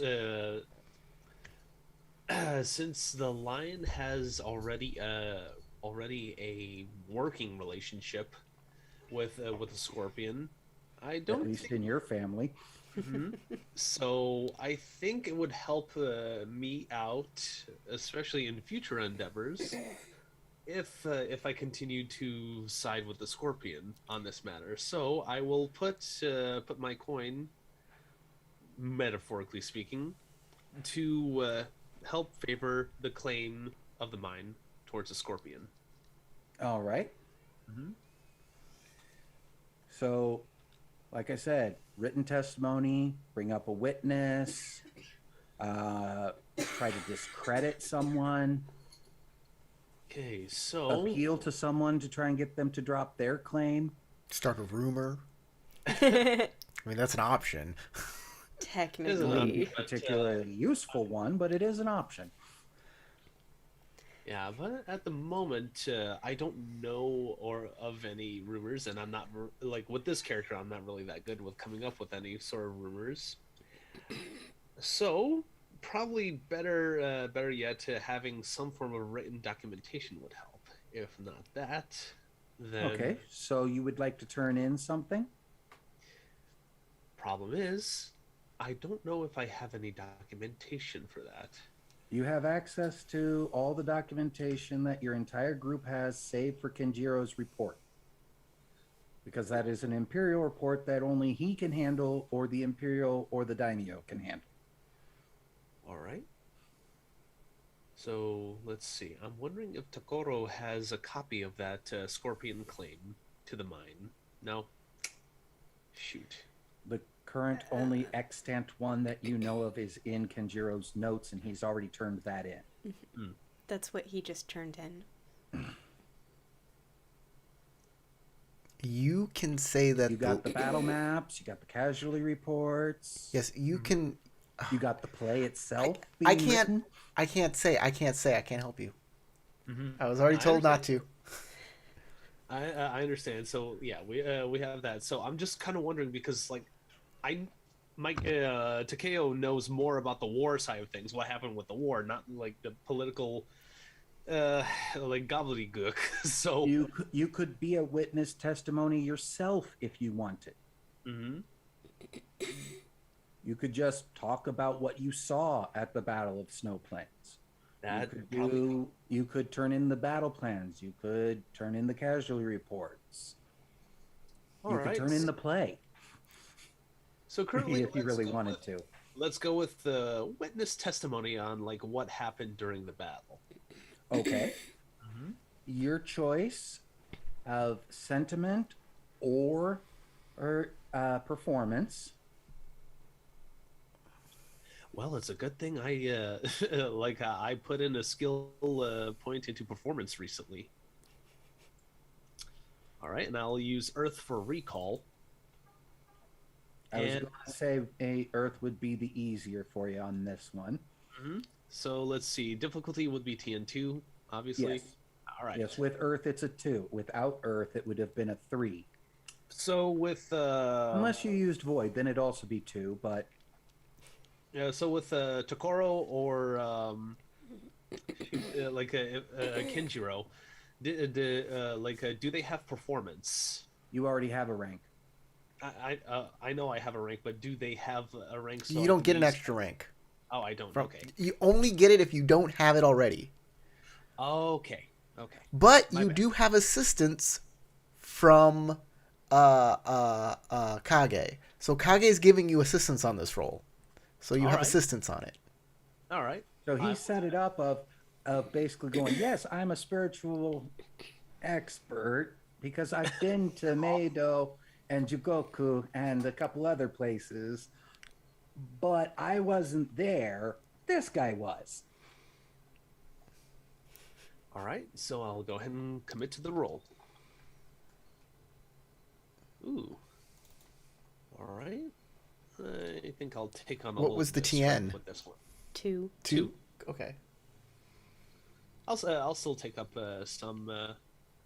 Yeah, it looks like you could take the 3 successes and one opportunity and only gain 2 stripe from that, Yeah, that's what I was thinking. and then see how they explode. Hmm.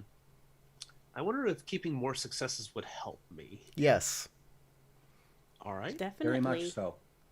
Okay, so I will use that one opportunity I have to negate some strife from this roll. So I'll risk that exploder. Oh, okay. I'll take the opportunity too. 1, 2, 3, 4, 5. We're trying to get momentum points, and the more successes you have, the more momentum points you get. Remember that? From other Yes. intrigue that you've been in, Matt? Spotty memory. Yeah. I'm teasing. Yeah. All right. That was So, very the- good. Yeah, so I used one of those opportunities to negate the strife that I got from this roll, and I'm gonna go ahead and bank this other opportunity. Okay. Are you anywhere close to gaining a new void point? Let's see. I am under the assumption that I wrote. Oh, my notes. Duh. Okay, so 4 banked opportunities. So I got one more till I get So- another void point, and I still have a void point that I need to use up before I. It's No, it's, it's 10, 10. not 5. I thought we agreed it was gonna be 5 instead of 10. Next game. Next game. You're Okay. getting This ahead one of it's us. still 10. All right. Because we've been playing as 10 all up till now. We're not changing horses midstream on this. Changing horses But midstream. that was a very good roll. That got you a lot of momentum. Like, We're mixing metaphors here. You don't Like the- remember Kenjiro walking the horses up the river when we all teleported through it? It's perfect. but all of you are actually Corey especially, Tokoro is probably especially impressed with how well Takeo makes his points on how everything happened and what happened there, how he went to the past. And it was after finding out who your ancestors were and that they were at the field, and then suddenly you're in them and having to act with honor in a way that doesn't disrupt the timeline. It's all because it had to do with all battle. of that and everything else. And he does quite well. Sweet. I mean, this puts you nearly all the way to the momentum points needed for the goal. But hey. And we are moving on to Tokoro. Oh. All right. So obviously I want the Scorpion to get the diamond mine. But You don't say. But here's the kicker. Hey, you may have turned out to be a traitor First to off, retreating I and did getting extra honor and respect from your own clan for betraying them, and nobody understands the Scorpion machinations. So I did spend opportunity to get a disadvantage from the unicorn, and you didn't give me that. Oh, sorry.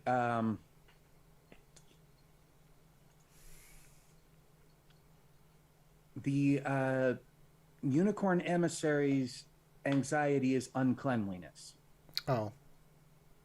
And he is kind of Same as glancing you. at his investigators and seeing dust on them and wondering, Nice. Okay. Well, Yeah, sorry, my bad.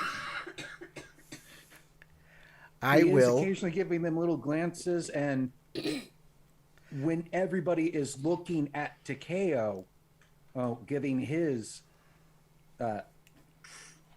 performance there, he's looking at them and kind of making little I will perform a role play looks at scene. them. I will perform a role play scene instead of just saying what I'm doing and rolling dice. But I am trying to discredit the unicorn. Okay, which one?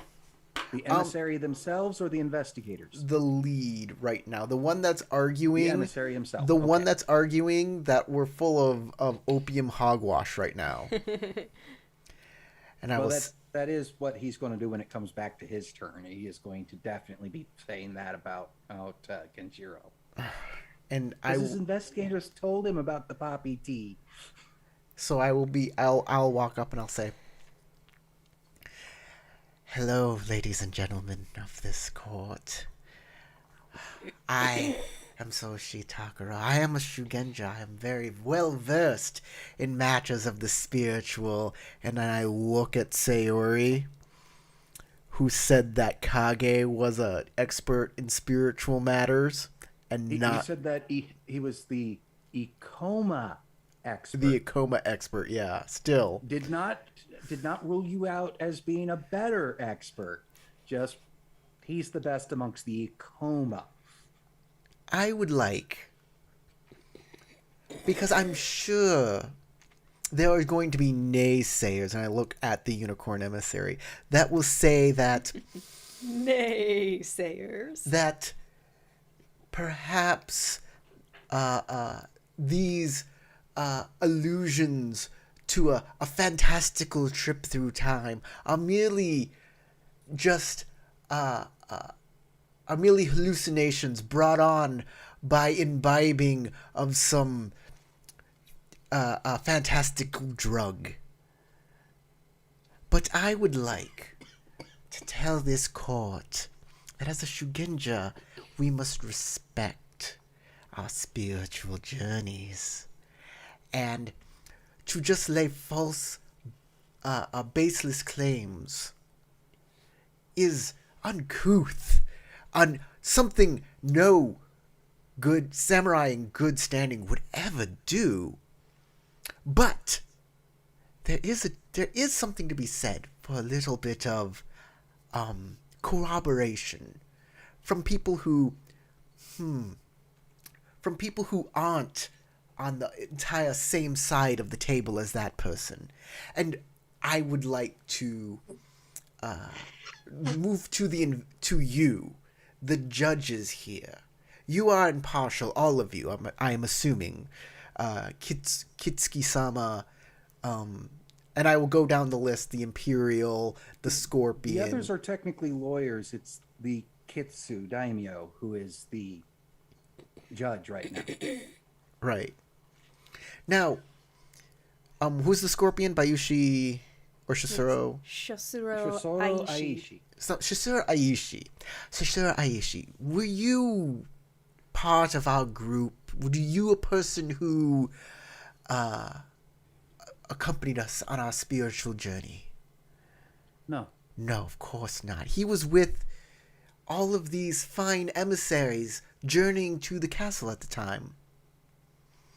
I walk over to the contract and I pick it up. I walk over to him. No, you don't. Oh. I walk over to You know, the... that would be a faux pas considering it is an imperial report. Right. Before I do that. The only people allowed to touch it are your brother, the imperial emissary, and the daimyo right now with special permission if the emissary hands it to him. Right. Give me a second then. You can Just- gesture to it. Shosuro-san, do you have an ancestor named... And I give the name of the ancestor that was at Snow Plains. Yes. Ah. It is his letters that brought us to this. So you are familiar with his writing, how he speaks on the page. I have samples with me as well. Excellent. I walk over to where the contract is. With your permission, I would like Shosuro-sama to inspect this contract and compare it against what he knows of his ancestor. Considering it's an imperial report, perhaps saying for the imperial magistrate to do it instead? I would, but the Imperial Magistrate does not have intimate knowledge of... No, but he can compare handwritings. But it's not handwriting. It's... He wants to compare their inflection Yeah. and such. Because the Imperial... Like, Tarek's character wrote this, so it's not the same handwriting. It's not a forgery at all. It's... Except he got enough successes and opportunities that he actually managed. If to you do say that's exact how it thing. works, it's how it I works. st- So I did state that he fine. did manage to get it as an exact reproduction of the contract you saw. So then I will say, either you can the Imperials can compare the letters to this, or if they want something much more official, his ancestor is right there and is very or his descendant is right there and is very familiar with his ancestor writing. Either one could verify this contract as legitimate. But I look over a naysayer would think that this is a drug-induced hallucination.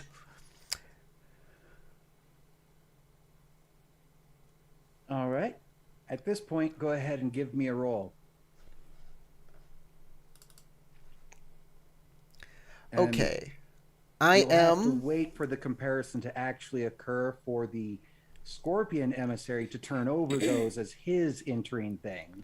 I believe this is performance. Sounds like it Could to me. be. Could have also chosen sentiment, I think, or even with how you're going about this, almost skullduggery could work a little bit. They're all two. But that would be a harder TN. Unfortunately, I'm using fire, which is my most crappiest ring at 1. Because that's... But I'll use my void. I have void. Void point. Why are you using fire? I'm trying to... Passionate. Oh, you're trying to incite people to be passionate about it? Yes. He's trying to discredit the little comment about all of this being you introducing the contract as you're a poppy drinker. Yeah. And, Tarek, you missed it. No, I heard everything you said. Yeah. Okay. I had Yeah. my headphones on. Yeah. That's what I was trying to tell you is his ancestor is right there. He can verify the freaking contract. He can verify. Ascendant. What's the difficulty? We're gonna go with TN1, and any bonus successes you get add to his strife, because that's what discredit does. Cool. All right. And if you can Alright. actually cause him to become compromised, he's going to lose a lot of momentum. He's going to go into the negative since he hasn't gone yet. Yeah, it'll make the unicorn's attempts to discredit everybody a lot harder. Because they're still going to get a chance to pull away our momentum.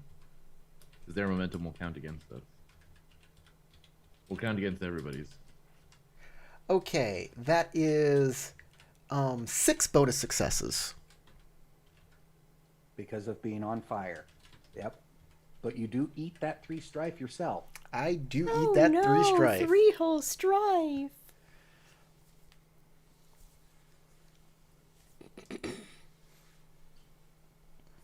His eye twitches when you finish. All right. I just have to hit him one more time. I knock over his tea. Blink.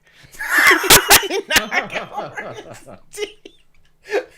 The soft plink was what did it. It's the How last petty. straw. Yeah. And now it is the unicorn investigator's turn. No, I'm serious. I knock over his tea. Blink. You're a dick.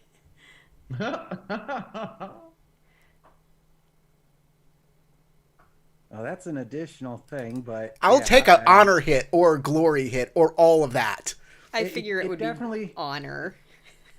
give me a skullduggery check if you want to be subtle about it and make it seem like an accident, or if you're just being blatant, tell me. Oh, I don't. Oh, he's a cat knocking the kettle off. Yeah. Okay, in front of an imperial magistrate at an official thing, you're just going to blatantly knock over the. Okay, I'll make a skullduggery check. Now that you think about it, perhaps my actions aren't as. So you gesture like you're going to smack it, then pull back All right. as part of your impassioned and plea there. My big billowy sleeves seem to hit it on accident.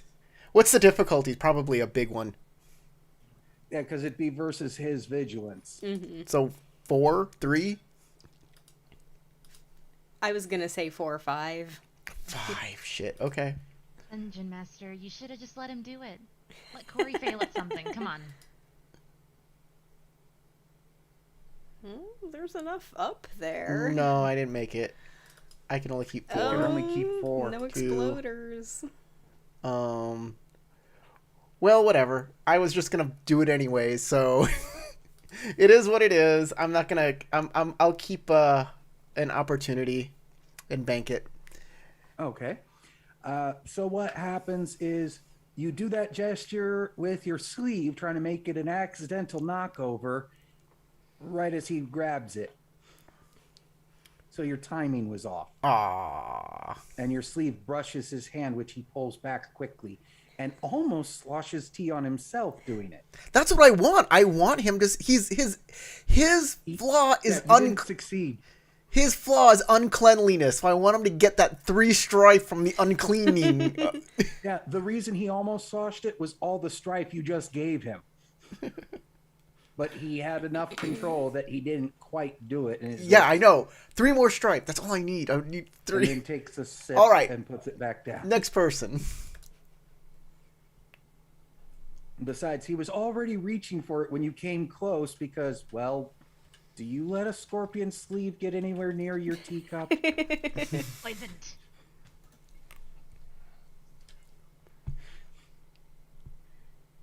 So that brings us to the unicorn investigators. They introduce a document that basically is a repeat of the imperial history, saying that the unicorn won and there is no mention of the scorpion at all. That don't get them much momentum. But that's really all they can do. And they're all going as a group, so that's, and because of how little they actually have amongst them, that's it. That's it for this turn. All right, and then that brings us to Katiko. Yay. Where do you want to see the mine go? I guess I kind of thought that Kaedeko would probably be the worst lion, but now I'm having second and third thoughts about that. I see you two. I would like to argue that the mine goes to the lion. And I wrote up a little thing for my turn. Okay. So what do you do? So Kaedeko would like to posit a more philosophical argument based off of the events of the play, pretty much trying to charm them with the following little blurb here. I guess I could try to do the Kaedeko voice for this whole thing. As an exorcist, I often have dealings with the kami. But having the opportunity to witness the events of the Battle of the Snow Plains firsthand was truly wondrous. It was a delight and honor to share our tale for such audiences and provide the details of the past with those gathered. Our journey was a fruitful one that enlightened our group to the true events of the Battle of the Snow Plains. Perhaps, in the wake of facing a foe such as the lion, the unicorn made a deal with the scorpion to trade off the most valuable diamond mine to undercut the lion's victory. No doubt an agreement made to unfairly rob the lion of the spoils our clan should have rightfully claimed. It's a solid argument. Yep. You could go performance. You could go sentiment. I will go You with could go performance. government even if you really wanted to. I think I will go with performance. Of course. Enlighten. Okay. Yeah, now you're just really pinching, like twisting the dagger into the Matsu, like, oh really, you're gonna side with the fucking scorpion, you son Yeah, of a she's like bitch? side-eyeing both of you. Both You're the getting Natsu judged and by the the Ikoma. child. Yeah. The child's like, Judgment just intensifies. Rugs. Hidden TN or specific difficulty? It's specific of because you're Performance going void. against the vigilance. Was that Actually, 5? no, because it is on her side too. Technically, I'm going to make it even easier. 3. Awesome. Okay. Because I'm the Imperial, going- you're pretty sure isn't going to argue against this, even if he's supposed to take the mine if no agreement gets reached. Come on, good rolls, good rolls.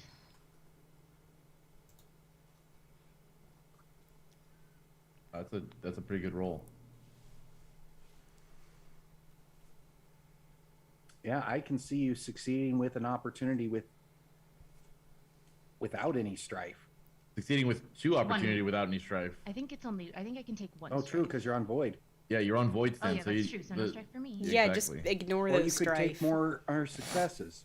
If I take the strife, I can take an extra success. Is that how that works? Yeah, but does a bonus success really help you here, or does an opportunity help you here? Is the question. Opportunity is more likely to be helpful, Yeah. Okay.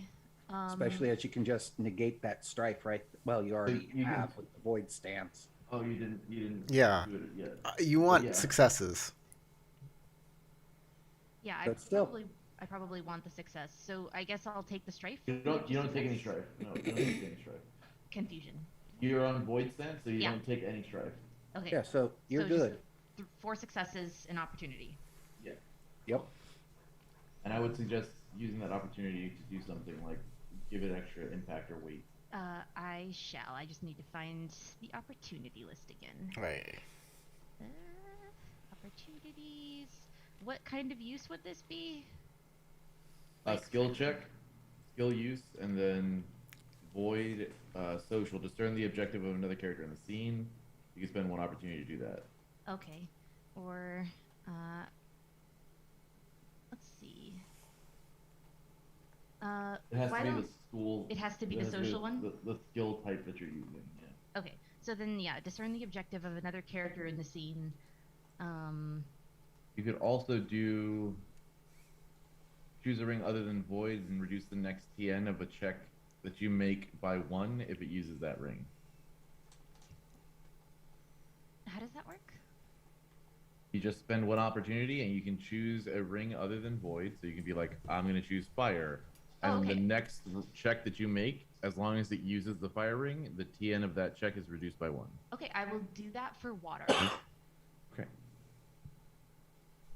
Sorry, I coughed right as you said which one, but I think you said water. Water. Yep, since I'm trying to kind of go a more reasonable route and probably going to be doing water next.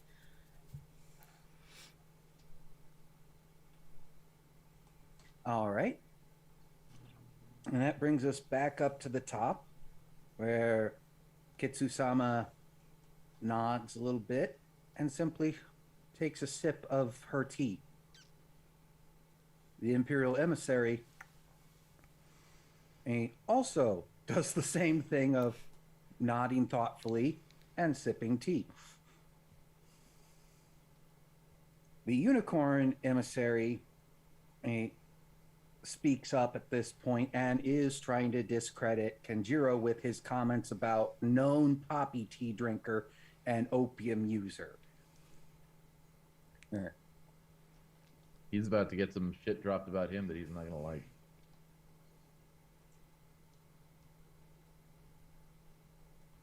And he is being passionate.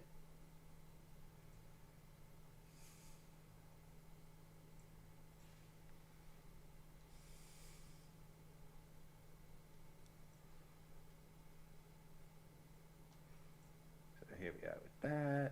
Do that.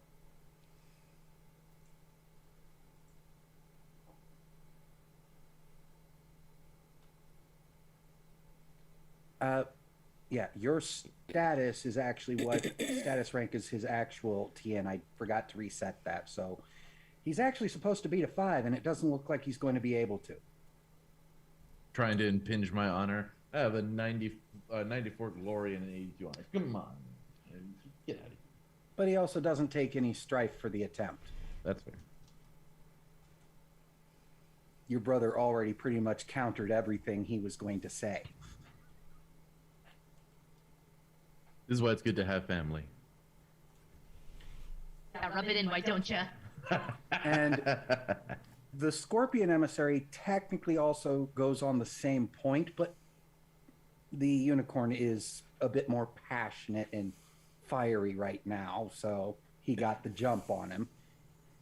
And Fair enough. he actually does pretty much what Corey just suggested and hands over the letters he had from his ancestor to the Imperial Magistrate to compare them. We had a comment from Kit who says, I have much evidence and reason I could bring to this case, but that's so much reading. Trial by combat.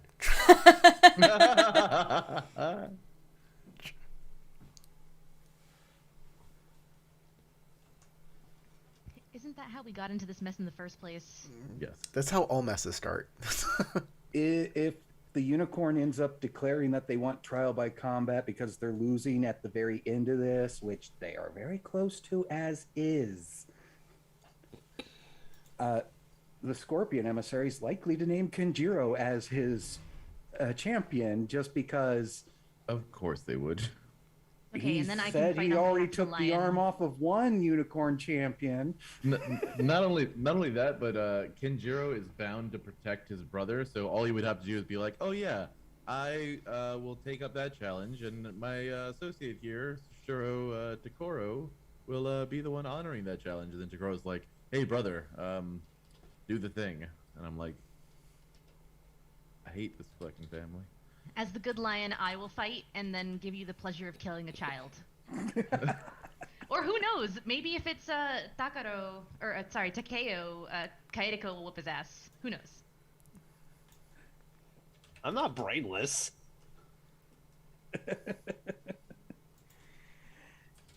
So that was the emissaries. So now we are at Kenjiro again. Okay. Kenjiro, since the accusation didn't land as well as he was worried it would, he's going to move on to his next point. Though I will say, I'm going to roll a die. Is it slash roll? 1d2. On a 1, I'm gonna continue to. Actually, let's do this as a 1d4. On a 1 or 1, 2, 3, I'm going to continue going with the Scorpion. On a 4, I'm going to be moved by Kaidiko's argument and switch over to defending the lion. Okay. Yes, bitches! Okay, so in a moment of like being emboldened by the honorable like argument that she put forward, he will lay out next the evidence in the battle plans showing the lion's actual progression of winning the battles until the imperial families came and sided on the side of the unicorn, showing that should the battle have been played out fully, the lion would have fully won the day. So he will stand up and give a full display of all of the battle maps and go over all of the tactical wins that were won on behalf of Matsusakura. Okay, you introduced more documents. But for the lion now. Yeah, this time Yep. in favor of the lion.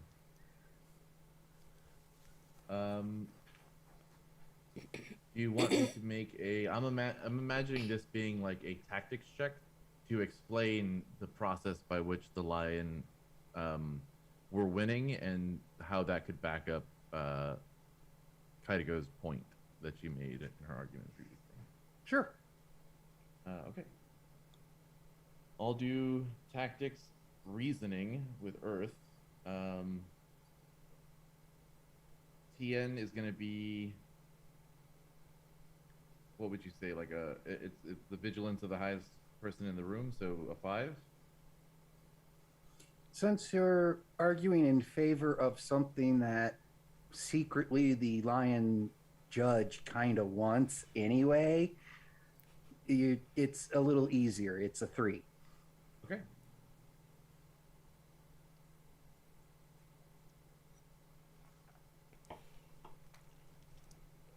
Well, I'm pretty sure this is going to almost cause your brother whiplash Yeah. He's probably going to be very frustrated about it. as his head goes from thinking about what he's going to do next to, what the fuck are you doing, bro? Yeah. Did you just do that? Shut up. Stop it. But I will say I am also bullheaded, so I may be hard to sway from a position once I start digging my heels in. Really? Because you just changed on a dime just a second ago. I don't believe you. She made a argument that beat my vigilance, so I figured that was something that I would give a roll for to see whether or not my character would be influenced by her argument. She's Okay. the only Ask for person- this, I swear. You She's are the only person who actually made an argument against what we were already saying. you obviously I don't think you can succeed with this. I don't think I can either. That's why I'm looking to see if there's anything that would change things. I don't think so. But you still get at least 1 momentum point for turning in the battle plans. Okay. And I will take my strike. You just don't get any extra momentum because you explained it kind of poorly. Fair enough. Yeah. And it makes that sense brings- because I was not planning on a change changing of heart. sides like that. Yeah, exactly. So it's to Sayuri. Can I basically give a little introduction in order to help support Tokoro with his next argument? Because I have a feeling he's going to introduce that coin that proves the Scorpion were there. That's exactly what I'm going to do. You're very smart, Crystal. You know me very well. Okay, so you weren't swayed by Keiko's little speech there. I mean, a contract's a Bad line. contract. I'm here to just make sure everything's all good and legal. So basically I'm gonna be like, well, you all know there are no histories available from Ikome Hideri, who was the official historian of the lion at the Battle of Snow Plain. And from my first-hand experience there, I can tell you she was there, and she kept excellent records. However, the Scorpion did not want those records to be official. In fact, they actually had falsified documents pulled up and slipped into her tent in order to get rid of the official documents. Ikome Hideri was actually killed in that battle so that those true documents would not be found. Yes, this was a terrible betrayal of the lion's trust, but it does prove that the Scorpion were there. And I shall let my colleague give you the rest of the evidence. Physical evidence. All right, so that will give support or assistance over to Corey's character when it's his turn. Which is after Matt, so Matt, the battle plans have been turned in. Rokukin did do the analysis on them. Mm-hmm. You got several options of what you can do. You watched. The only reason I mention Rokukin is because he is here as a witness, hasn't been introduced yet, and you did see that.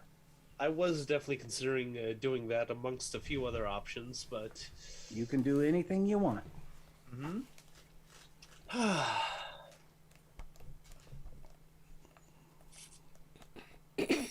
Let's see. Now I don't want to change my stance on a dime too, though I'm pretty sure Kai and Iko probably made some valid points that should favor the Lion, since they are the technical winners of that battle. But I think right now I will just go ahead and continue introducing Rokukin, as you mentioned earlier. So let's see. But tell me, are you doing that to try and support the lion or the scorpion? Because you could do it either way. Well, from my point of view, is that if a contract was already established, Matsu is being rational. He's a male Matsu. Yeah. They're still known for being horribly brash individuals. That doesn't change anything at all. Oh, now we're Hey, trying to fire- sway fire Matt's is- brain instead of letting him make up his own. Is that what we're It doing? would, all I'm saying is it would be funny if he just picked up a shoe and threw it at somebody and then ran out of the room. And Shut your horribly mouth. Appropriate. Yeah. Okay, looks like I failed to play a proper Matsu. Woohoo! These words are making me upset. Ah! As my picks up his own second teacup rank and throws it at fire ring the- is blipping, poppy trying tea to guy. fight against my rank 3 water, rank 4 earth. It's like, reason and charm. This guy is made of mud. I can't survive in mud. But stupid. And besides, you're marrying your sister to this guy. Are you really wanting her to go to a typical Matsu? Fair enough. Or would you rather this stick in the mud be your brother-in-law? Fair enough. At least by Matsu standards, he's a stick in the mud. I'm a fun He guy. hasn't threatened to kill any of us yet. So yeah, he's definitely sticking the mud for a Matsu. Oh, don't worry. And he's been controlling his flirtation, and you know he's a flirt. Uh-huh. He's trying to be a good boy for his brothers. All right, but let's see. Not for his wife? Of course, for his wife as well. She's back at home. She's there in spirit. Besides, she's probably an irrepressible flirt herself. Oh, don't worry. I will get back at her for that. But let's see. So I will continue making the point that contracts do need to be honored. So uh, so I will try to put it in favor of the Scorpion, but also trying to Okay. help out the Lion in the case of hey, You got to go one or the other. in the fact that if we help favor the Scorpion, letting them have the diamond mines, it might make things more favorable for the Lion, between the Scorpion and the Lion, and for future instances. That's We'll definitely do the that. Okay. So it is for Scorpion directly, but also trying to make sure the record is straight about the snow battle. Mm-hmm. Yes. Hey, since you're introducing Rokukin, sentiment or courtesy, All right. Let me. or take if you got another skill you think will work, go for that too and explain it. All right. Let's see. I think I'll go with sentiment because at least I have a rank in that one. Okay. And please, before That's you always roll, good. act it out. I was worried about that. So, your roll will moderate what actually is said. This is just you giving a performance. Mm-hmm. And if you actually are good, I may reduce the difficulty a little because of it. Mm-hmm. All right. I'm trying to remember the proper protocol for it. You don't have to worry about that too much because, like I said, this is just you trying to get across the idea of what your character is saying, not necessarily exactly what they're saying. Mm-hmm. All right. So essentially, Takeo says that he would like to introduce someone that assisted in helping map out the battle maps of what happened during The Battle of Snowplains. the Battle of Snowplain. Yeah, almost forgot the name there. So during the Battle of Snowplain, and he also has had spiritual experiences too, which provided that he, since he has insight to, darn it, what was the right word? Spiritual insight. Not astral projection. Come on, brain, work with me here. Don't Yeah, say as soon what as you're I'm on the doing. spot- You already said what you're doing. Role play it. Yes, I have a terrible time role playing. My Take a brain deep is like, breath. "Ah, stage fright." Take a deep breath.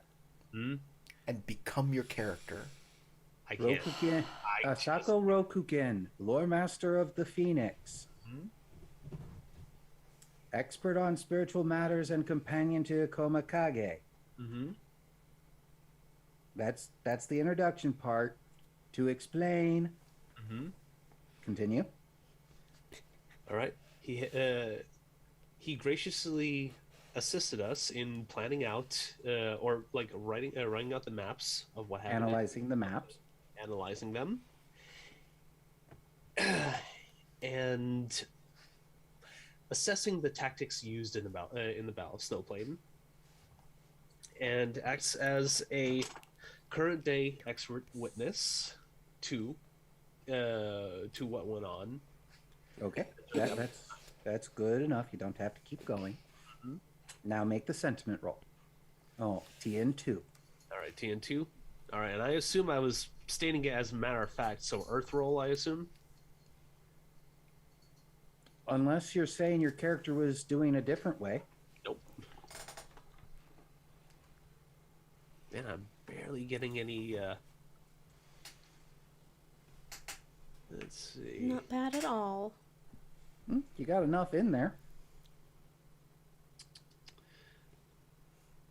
Let's see what that. Of course. If I take that one, I mean, I have a high. I have a high composure. I could probably eat the strife a little bit. I mean, we're doing pretty well so far, right? And you haven't gotten strife yet, have you? I mean, I've only gotten 3 strife so far, which I was okay, negating 3. with my opportunities. But if I take the opportunity, I'm basically only negating 1 strife instead of 2.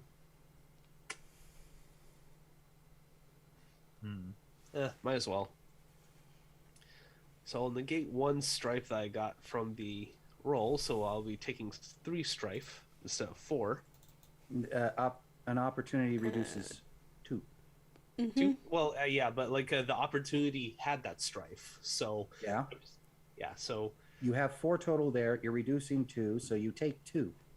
all right.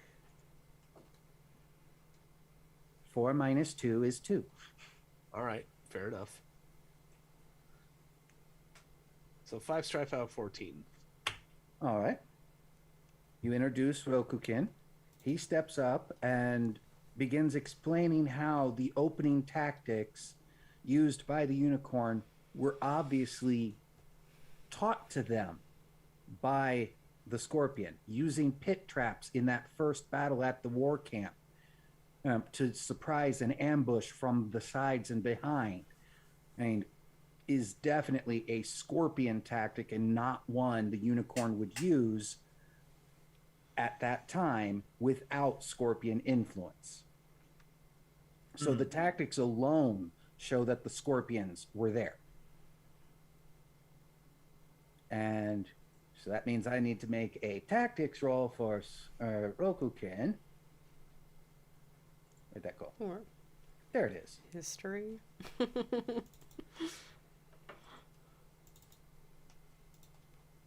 And he's going off of him being a lore master and very factual about these things. So Earth. You got 2.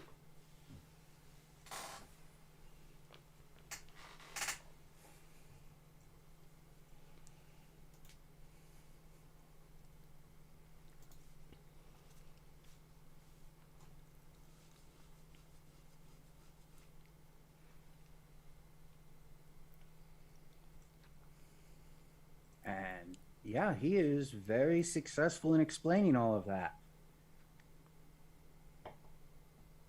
So now we go to Tokoro. All right. I need momentum. I got to change tack because now I have a traitorous brother that's moved over, and now I have to inspire him to come back to me. His scorpion ways have shown again as he has betrayed his own brother. I'm a Junshi. You got 2 traitorous lions. Don't complain at me, okay? They're not traitors. They are stewards of the law. That's what they are. Shut up, Corey. I gotta go grab a charger real quick. But I have... Keep going. I'll listen. So I'm trying to gain momentum points for the Scorpion here. Not trying to discredit anybody, though it will seem kind of discredity what I'm about to say. I'm like, as my colleagues have explained, that the Scorpion were there. In fact, there's physical evidence. Akoma-san, could you please present the medallion? This item here was found... Kitsu-san. Oh, Kitsu-san. I thought this was in the Akoma Kitsu-san, war No, cop. No, it was a young Kitsu woman who went to get it for you and got in It's some the trouble for it. original person that you told to go find the stuff, and they were like, "You Kitsu-sama, shouldn't could you do please that." present this medallion? This medallion was carried by a spy that was in the medical facility, working as a lion. But let me tell you something. There was one person who knew about the Scorpion involvement in the Lion clan, and she used the Scorpion to her advantage. So in fact, the Scorpion helped everyone here in their own endeavors.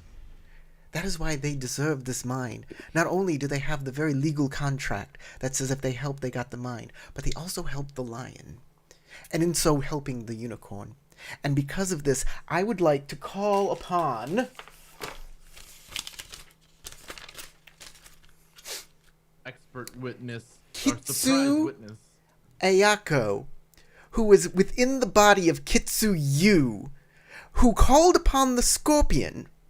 And I will walk up to her. Kitsu Ayako, isn't it true that while you were within the body of Kitsuyu, you called upon the Scorpion to destroy all of Hideki's records because of your... I'm going to pause you there. Either you're introducing the medallion as your thing this time, or you're introducing a character witness. I'm introducing the character witness, actually. Okay, so the medallion hasn't been introduced. Well, Which one are you doing? the medallion is the impetus to introduce her, because they're connected.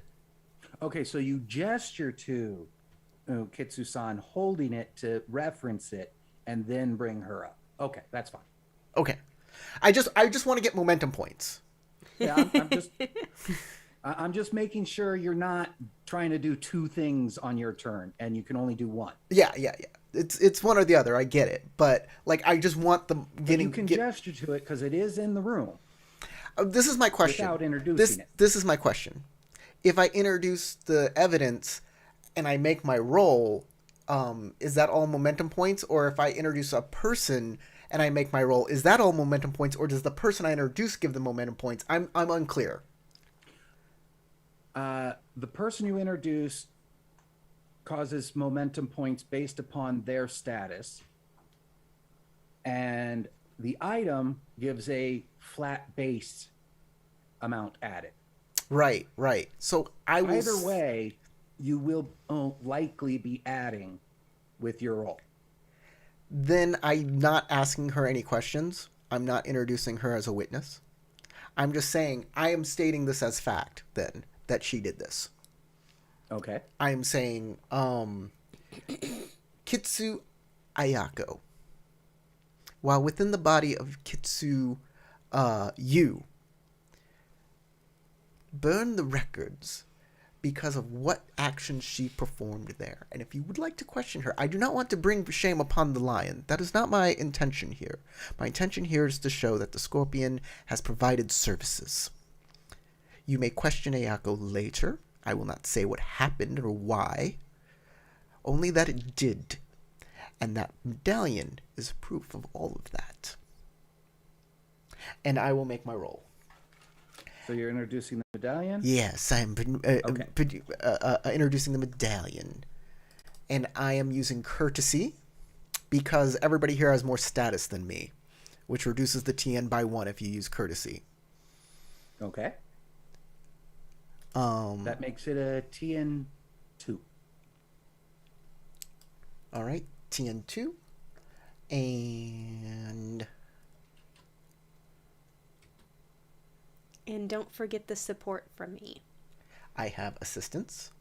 Boom. Though mentioning that little thing is going to cause Kitsu Ayako a bit of strife.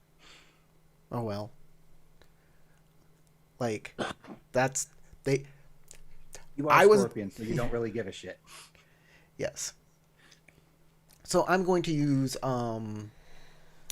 Void to enlighten them all on this. Okay. And give her a nice shake. Nice. I'll take 1, 2, 3, 4. Okay, that'll do. Finalize this step. Well, you got another opportunity. Okay. I do not apply any strife. Okay. So that should be enough for 2 momentum points. Actually, that item's worth 3. Well, there you go. Because And it is definitive proof the Scorpion were there. well, I have 2 bonus successes, which gives me extra momentum point.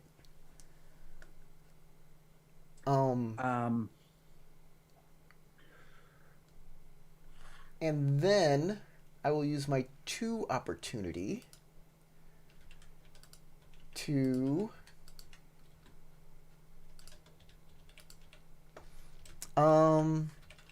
you know what? One good turn deserves another.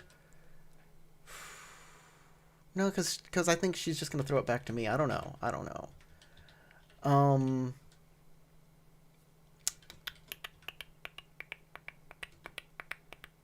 I will spend my 2 opportunity to impress the pants off my brother. Okay, there'll be a little spillover on the daimyo too from that. Just saying. A little spillover from Kinjiro's pants. Possibly. And I Wait, will are you end my saying that I'm turn. gonna shit myself? God, No. I hope not. Coming from your brother's performance. Ew. And maybe a little reminding, pee from being scared that you've gone a little too far in pissing him off. and I'm reminding I would. you. No. Kenjiro would never be scared of his brother. No. But I am reminding you of what the lion did. That's true. That is true. To hide their shame. The daimyo, remind me which clan and family the investigator school is from? The Kitsuki. Kitsuki is or- from the Dragon Clan. Okay. Yeah, the Kitsuki. That's why they're probably here because they're a neutral arbiter, and they're No, known for being extraordinarily keen on finding the details and doing like deductive reasoning, like Sherlock Holmesian reasoning in a sense. And they often make up the core of the Imperial Magistrates. The daimyo actually makes a comment of argued as well as a dragon investigator.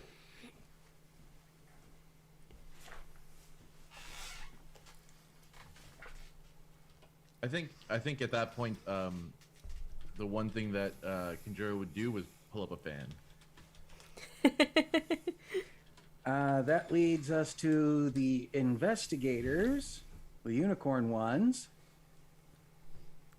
The naysayers.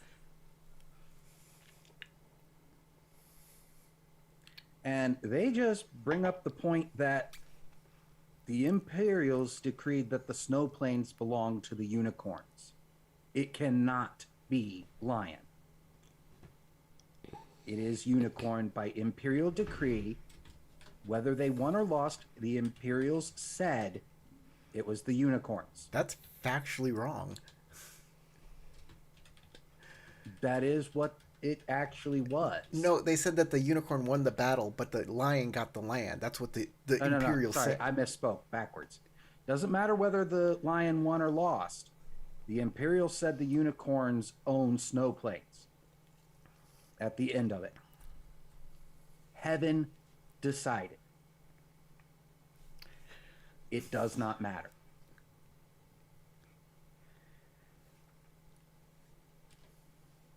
Guys, that only gets them 1 momentum point. It does kind of negate towards the lion side, though. But, And that brings us back up to the Kitsu Daimyo, who actually goes, I have heard enough. It is very obvious that the handwriting is the exact same in the report for the contract as for the letters. It is obvious that the Scorpions were there. It is obvious that the unicorns did receive assistance from the Scorpions. And according to that contract, it did not matter who was winning, who was losing. That part is not mine to judge, and looks at the Imperial Emissary as if hoping that they might decide afterwards to give the snow plains to Lion.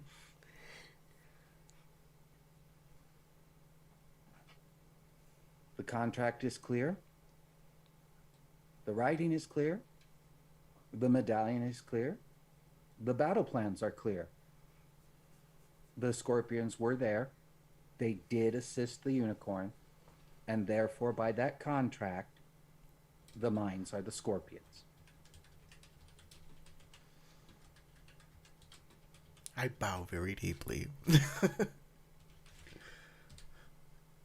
The unicorns all stand up as one, bow a bit abruptly, but not rudely. They first to the Imperial representative and then to the daimyo. They do not bow to the Scorpion before they leave. I will bow to them, though.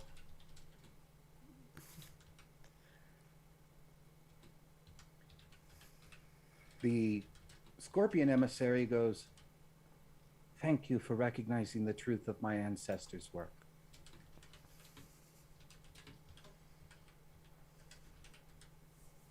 Looks over at all of you guys and then looks at the lion, at the Kitsu Daimyo here, and says, "It is a shame that the lion did not get the snow plains. They would have won. If the lion wished to seek redress on that issue, I will happily support such a motion." And then bows to everyone and takes his leave.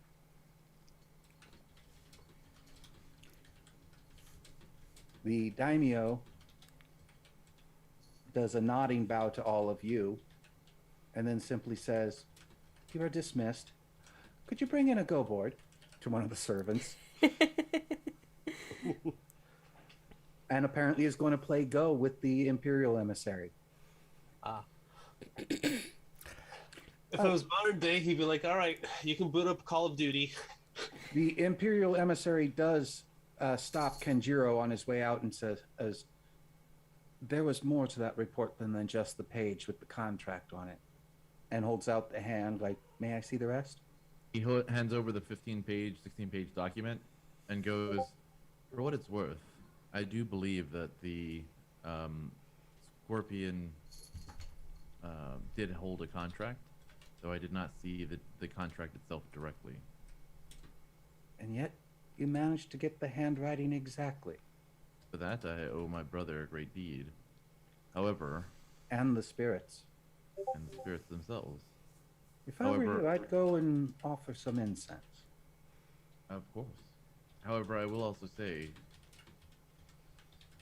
I would be lying if I said that the lion did not deserve to regain some of their standing, considering what was taken from them. That being said, it's not my place to make these decisions. I walk over to the Shoshiro after my brother says that, and says, I say, Shoshiro is out in the hall already. "Oh, okay, He never already mind." left. Okay. It's just the Imperial and the Daimyo who paused Kenjiro on his way out. You were the last ones to leave the room, the last to be dismissed. By the way, I worked all freaking game, to make sure nobody got it in their head what exactly Sasha said. That was my main goal for the game, is to go, just Well- because, yeah.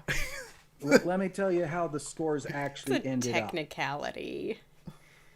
I'm going to go with the one that got no momentum points whatsoever.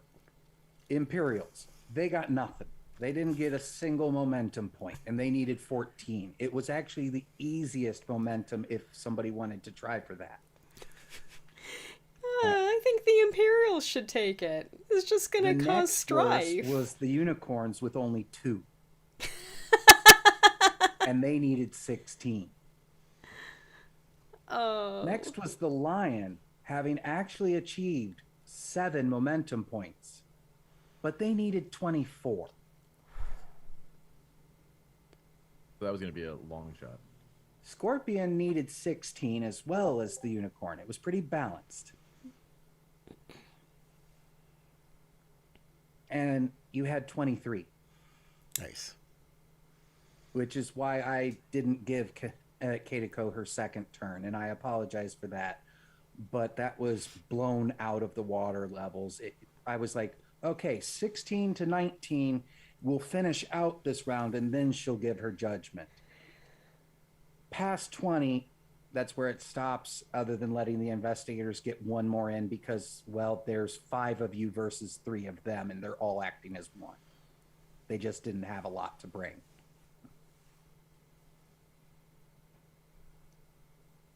So that now leads to the conclusion of this. You can have some role playing in the after, but we've gone almost an hour past our normal cutoff. I know, and I do want to talk to the unicorn for just 1 second, if I may. Fair enough. Some impetus to make us talk. Like, I will, The emissary or the investigators? The emissary. I don't care about the investigators. Well, then you'll have to hurry, because he's just leaving. Yes. I'll meet him at the gate and have a hastily assembled gift as he's leaving. As like an impetus to talk. And Okay. And what kind of gift do you run and grab? I don't know. Shoot, what do I got? You got any 'Cause you already skills for gave away gift your giving? sake. Oh yeah, I got tons of skills like that. What are you talking about? Inventory, knife. I mean, like, there are some skills out there where you just you know what? have something. I will give him my Omamori Boon of Fukakarujin, the Fortune of Wisdom. Ah, so you go up and do a fortune telling for him. No, I am giving him a No. talisman. Okay. It's a That's what thing that helps you do rerolls.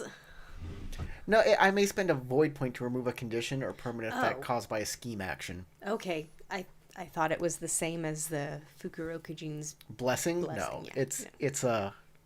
it's a talisman. So I will present him with the talisman, Okay. He's Honoring- about to mount his horse when you couch up to him. honoring his wisdom. So he's about to mount his horse. Ide Subame is his name. So what do you do as he is about to get on his horse? All right, I will walk up and say, Ide-sama, I'm glad I got you before you left. Wanted to present you this gift.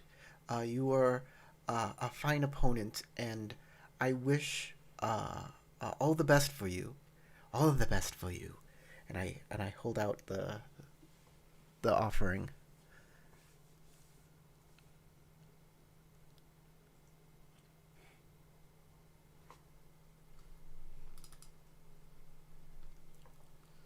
I will not take a consolation gift.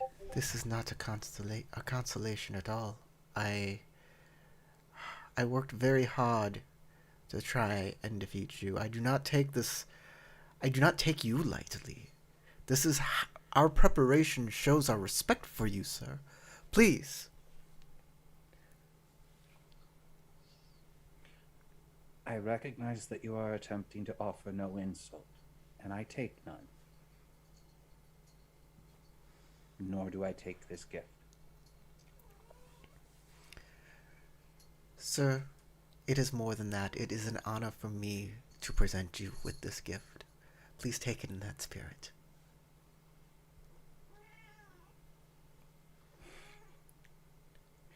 It is a long way back home, and that will, he accepts it at that point, will make the journey easier. I am curious of one thing, if I may. Those diamond mines they're empty, sir. There's no diamonds in them. Why did you fight so hard for them? We got a report about 6 months before the Scorpion even began making noises about it. That one mine was found that wasn't on our official records in that valley. And that one showed signs of still having diamonds. So you did know. You see, this is why I considered you a worthy opponent. Thank you. And I bow. Wait. I cannot take a gift without giving one. Oh, I my think gift was I'm merely a already trifle. enough. Nothing that needs As to be will this be. reciprocated. And pulls out, I forget the actual name. I know it starts with hockey of some sort, but it's the headband thing. Mm-hmm. And it is pure white with a circle of purple and the symbol commonly used for void in the center. And he offers that to you. I say, my gift was merely a trifle. It's no need for reciprocation. This is also a mere trifle. And you are a Shugenja, are you not? Oh, Is but this you don't not understand. appropriate for you?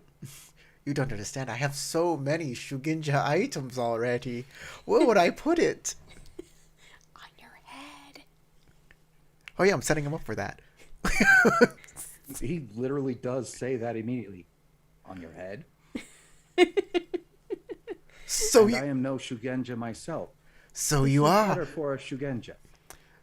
So it is. I hadn't realized. Thank you, Unicorn Sama.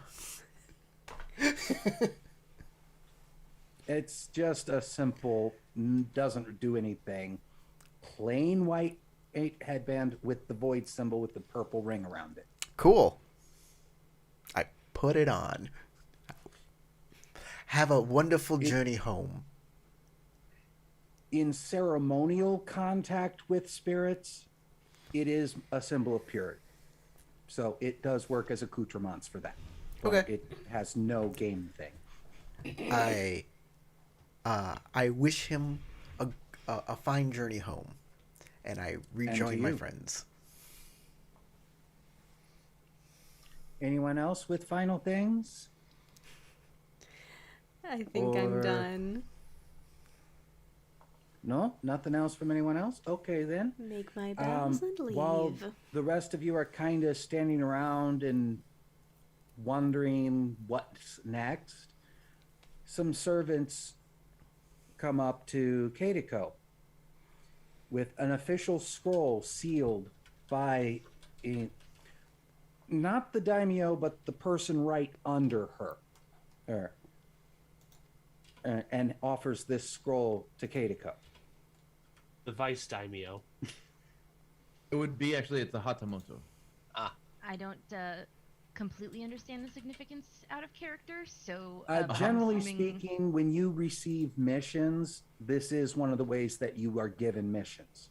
Okay, cool. Either a scroll with it written out what you're supposed to do from either the daimyo or her Their right advisors. hand, Yeah.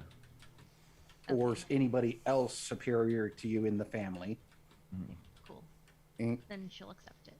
and if it's arriving in a scroll form with an official seal, then it is considered Important. official lion business. Okay. When you open it, it is charging you with going to the village that the rumors about the yukai are going on. It is in a mountainous area to the east of here. So snow at night is not unusual, but according to these orders, the reports coming back from that village are that there is snow during the day right now, which is unusual. Okay, good to know. So it is suspected that there may be one or more snow maidens in the area. Ooh, more than one. We'd only heard rumors of one before.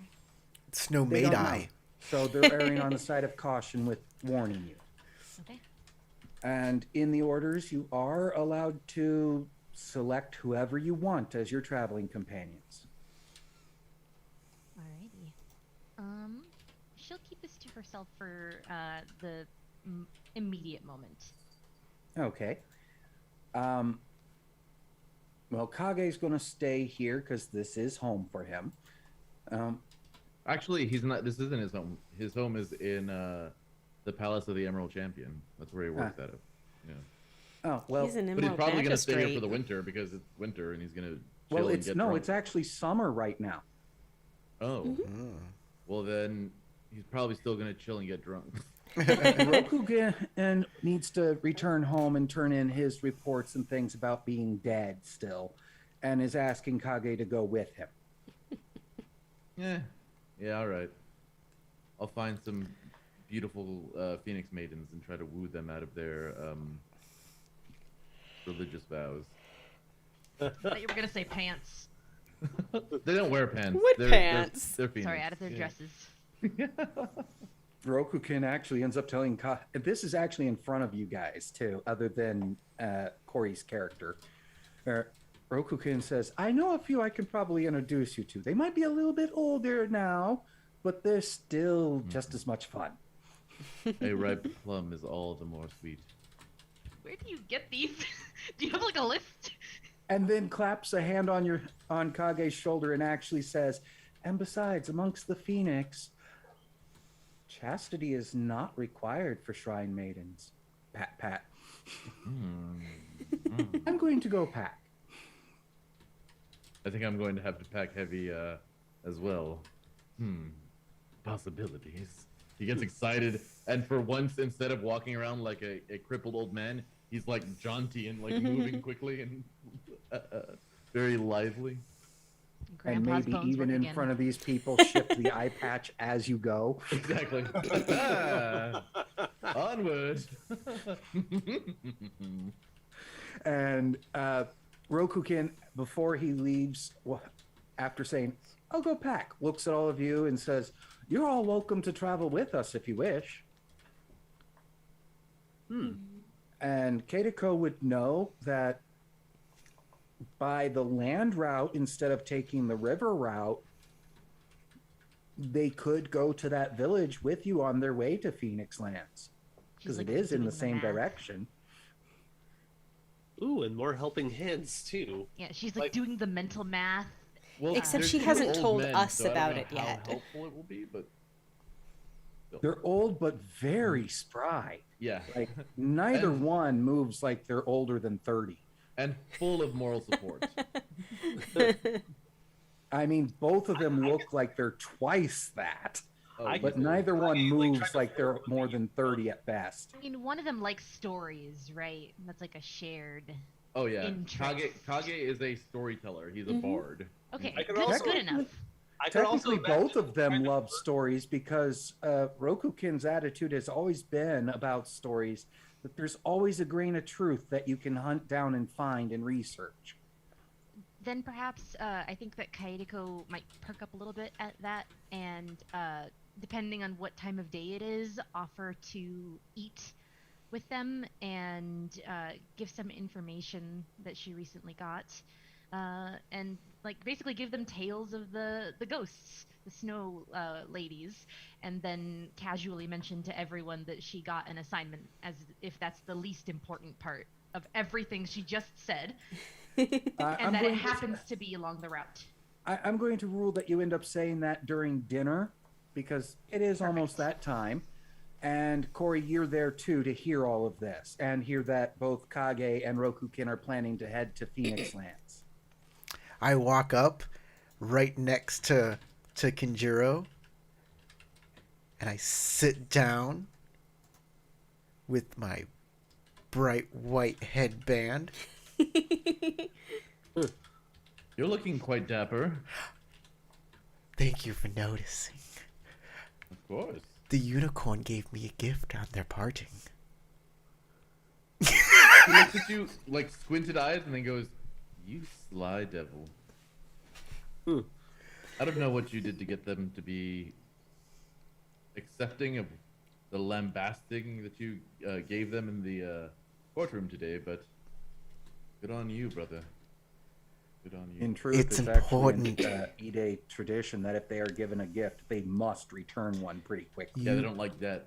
You must understand, brother, that it is my job to make friends and alliances with everyone. Oh, of course, of course. It is my I giddy. remember. It is my job in life. And I take it very seriously. Of course. Understand that. While they're having their very serious brotherly conversation, I feel like Kenjiro might sense that same little cat spirit from earlier sitting on the table precariously close to Tokoro. Actually, you both sense that it's not on the table, but there is a purring somewhere in about chest high of a standing person between the two of you. Oh. As Kenjiro's ancestor is holding your cat spirit and petting it. Amazing. I was actually going to try to be a little cheeky with my spiritual protector and have it be helping Kaedeko get back at Tokoro just a little bit. Just a little bit. I didn't do anything to You do notice that it is...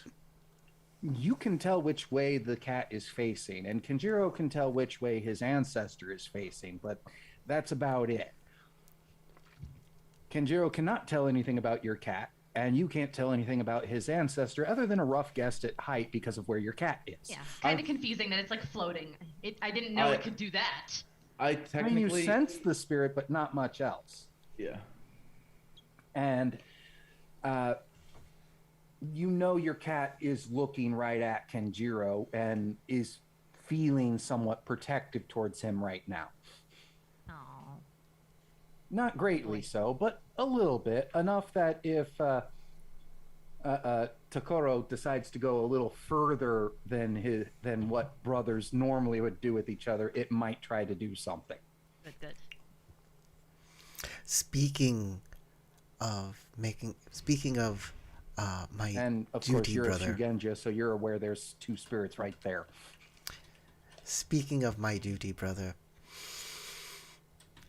Kitsuke-eriko, that was a wonderful speech you did on behalf of the Lion Clan. If I was just a little more filled with heart as my brother is, perhaps I would have been swayed too. Alas, I am a little more stony inside. But I do commend you for it. I recognize it. The words of a poet tend to have more influence upon me, I suppose. My heart is not so frozen over. Kaedeko had a bit of a was pointedly not really looking at Tokoro for a while, but she does acknowledge that and seems to kind of lose a little bit of that kind of vague emotionless stare that she had going on, and gives a little nod of her head and says, "I appreciate your kind words. Your argument was very thorough. However, I felt I had a duty to share the full story in all the ways I saw it." Know that I do not fault you for your duty. I understand it very well. And then I look at my brother. And if the other two lions had turned and joined you as well, it might have gone completely different. I mean, I don't fault you or Kaedeko at all. I don't that's perfectly understandable. It's that guy. It's the one that looks like me that I have a problem with. They made friends. He's the only one that talked to the little girl. I talk to you all the time. That's true, but you're trying to manipulate her all the time. And a few He times. was petting her cat and saying nice names. It's not my problem I can't see your cat, okay? I personally think it's a personal problem of yours, like a personal failing. You can't sense spirits? It's not my fault you have an imaginary friend I can't see. I can see your cat if I wanted to. I can. But, I have just chosen not to. Well, that sounds like a personal problem. I I did accept the fact that that the cat's name being Bean is an amazing twist of fate, because beans traditionally were used to like scare away Oni. Yeah. So the That's fact why that she named her cat Beans. is hilarious. Red beans, Japanese red beans were used as an offering to keep Oni away, like And throwing him away. that's his name, Azuki. I mean, I can't believe you're blaming me for trying to manipulate you. I mean, that's like trying to blame a fish for swimming. I want that fish annihilated. Well, Splash she's water still in my young face and as those cats. into outbursts. But oh yeah, I need to open this back up. Oops. So Kaidiko, what is next on the Agenda? well, I was going to say on the Docket. no, what is the term? Help me, brother. To-do list? The list of ongoing plays that happen Itinerary. at a- The word you're looking for The is itinerary. itinerary. What is next on your itinerary? She kind of like glances around a little bit and says, "Well, first, I might want to ask. This may sound a little strange, but if I could collect the samples of some of the dust from earlier, I believe it might be helpful in pacifying the spirits that I need to take care of." Oh, so you're going back into the exorcism business, no longer being a court poet, I see. Yes, well, sometimes duty does call. Of course. As my brother has so rightly pointed out, duty is quite an important task for us all. And we're going to go ahead and stop here because I really need to get to bed. All right. Okay. Fair enough. I really need to But- get to dinner. All of you get 5 glory. Excellent. I probably All lose of you some. get 4 experience. 3 for completing it. Actually, make that 5 experience. 3 for actually completing, and 2 for this session. You also gain 5 honor. I lose some honor though.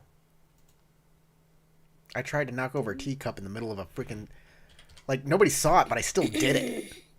Yeah, and honor is a Yes, personal. One? Honor is a personal thing. It's not a perceptive thing. Yeah. Yes. So, How much honor did we gain? I missed it. 5. 5 glory so and 5 honor? you only gain 3. Sounds good. Sounds fair. Also, because you assisted Kitsu Ayako in becoming a Shugenja, you all gain ally Kitsu Ayako water. That's a distinction. That is a distinction, yes. And because of the report Kenjiro did, an additional 5 glory for everyone, and the advantage ally Kitsukage water. Okay, so we get... I'm gonna look it up under distinction and then Yeah, it's ally. and you can just drag 2 of them down in there. got- Since You said Since I 5 have- honor? I have resplendent gear, Yeah, I gain 5 honor, yes. Yeah, and we gained 5 glory from my thingy. So a total of but- 10 glory. Yeah, exactly. And I gained +1 glory from that because I have resplendent gear. So it's Kitsu Ayako, and the other one is Kitsuki Kage. Kitsukage, the daimyo here. Oh, is it Kitsukage. Kitsukage? Yeah. Yeah, Not it says Kitsuki. advantage ally Kitsukage because you actually not Kitsuki. brought the truth about the lion side of the battle to light All right. to the Imperials. Done. I'm gonna write. So the daimyo here is now an ally, as is a Shugenja here. Yeah, I'm gonna write Daimyo Kitsukage under ally, so I know it's a daimyo. Y'all can just go to distinct under their compendium, go to items, distinctions and just drag 2 allies onto your sheet, and then you can modify those on your sheet to recognize the name. And it's Ayako, Ayako. Yeah, that's correct. Ayako, yes. Item distinctions. And there's the ally. Also, I think it's actually a typo in this, because Kagi is actually the name of the Kitsuki. So I think it's a typo where it says Kitsu. Yeah. So it's Kitsuki Kagi. Well, Kitsuki is not the... that's the daimyo of the Kitsuki family, then. It's Yeah. not actually a daimyo. It was the Imperial Emissary. The emissary. Okay. Not the daimyo. That's... So it's Kitsuki Kage. Got it. And he wrote a favorable report to the acting Emerald Champion. Thank you. So he is now an ally. That's exactly what Tarek was correcting you on earlier. All right. Thank you, sir. So that's all the rewards for finishing out this module. So the question is this where it ends I think... and a new game starts next week? Or... Well, we no matter actually what, do there's the going to be snowman? no matter what, there's going to be a 1 week break, and we have to do new character art and all sorts of stuff. So there's going to be a break no matter what between 2 modules. So if you want to continue it next week, that's up to you. I'm leaving it up to you guys.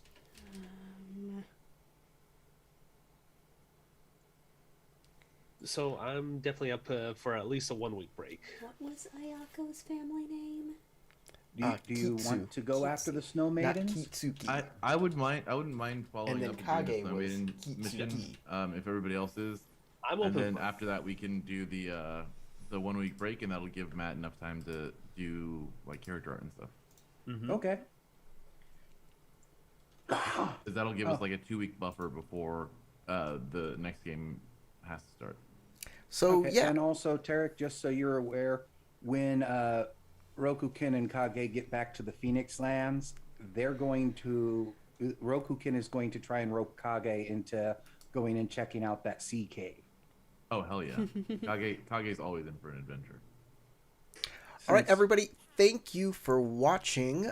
If you're watching live, if you're watching as recording, we definitely appreciate you. Thank to our patrons, scrolling up right-hand corner, patreon.com/deadunicorn. From like all of us here, Tarek, Sasha, Matt, Crystal, and James, my name is Corey, telling you to go roll some dice. Do it.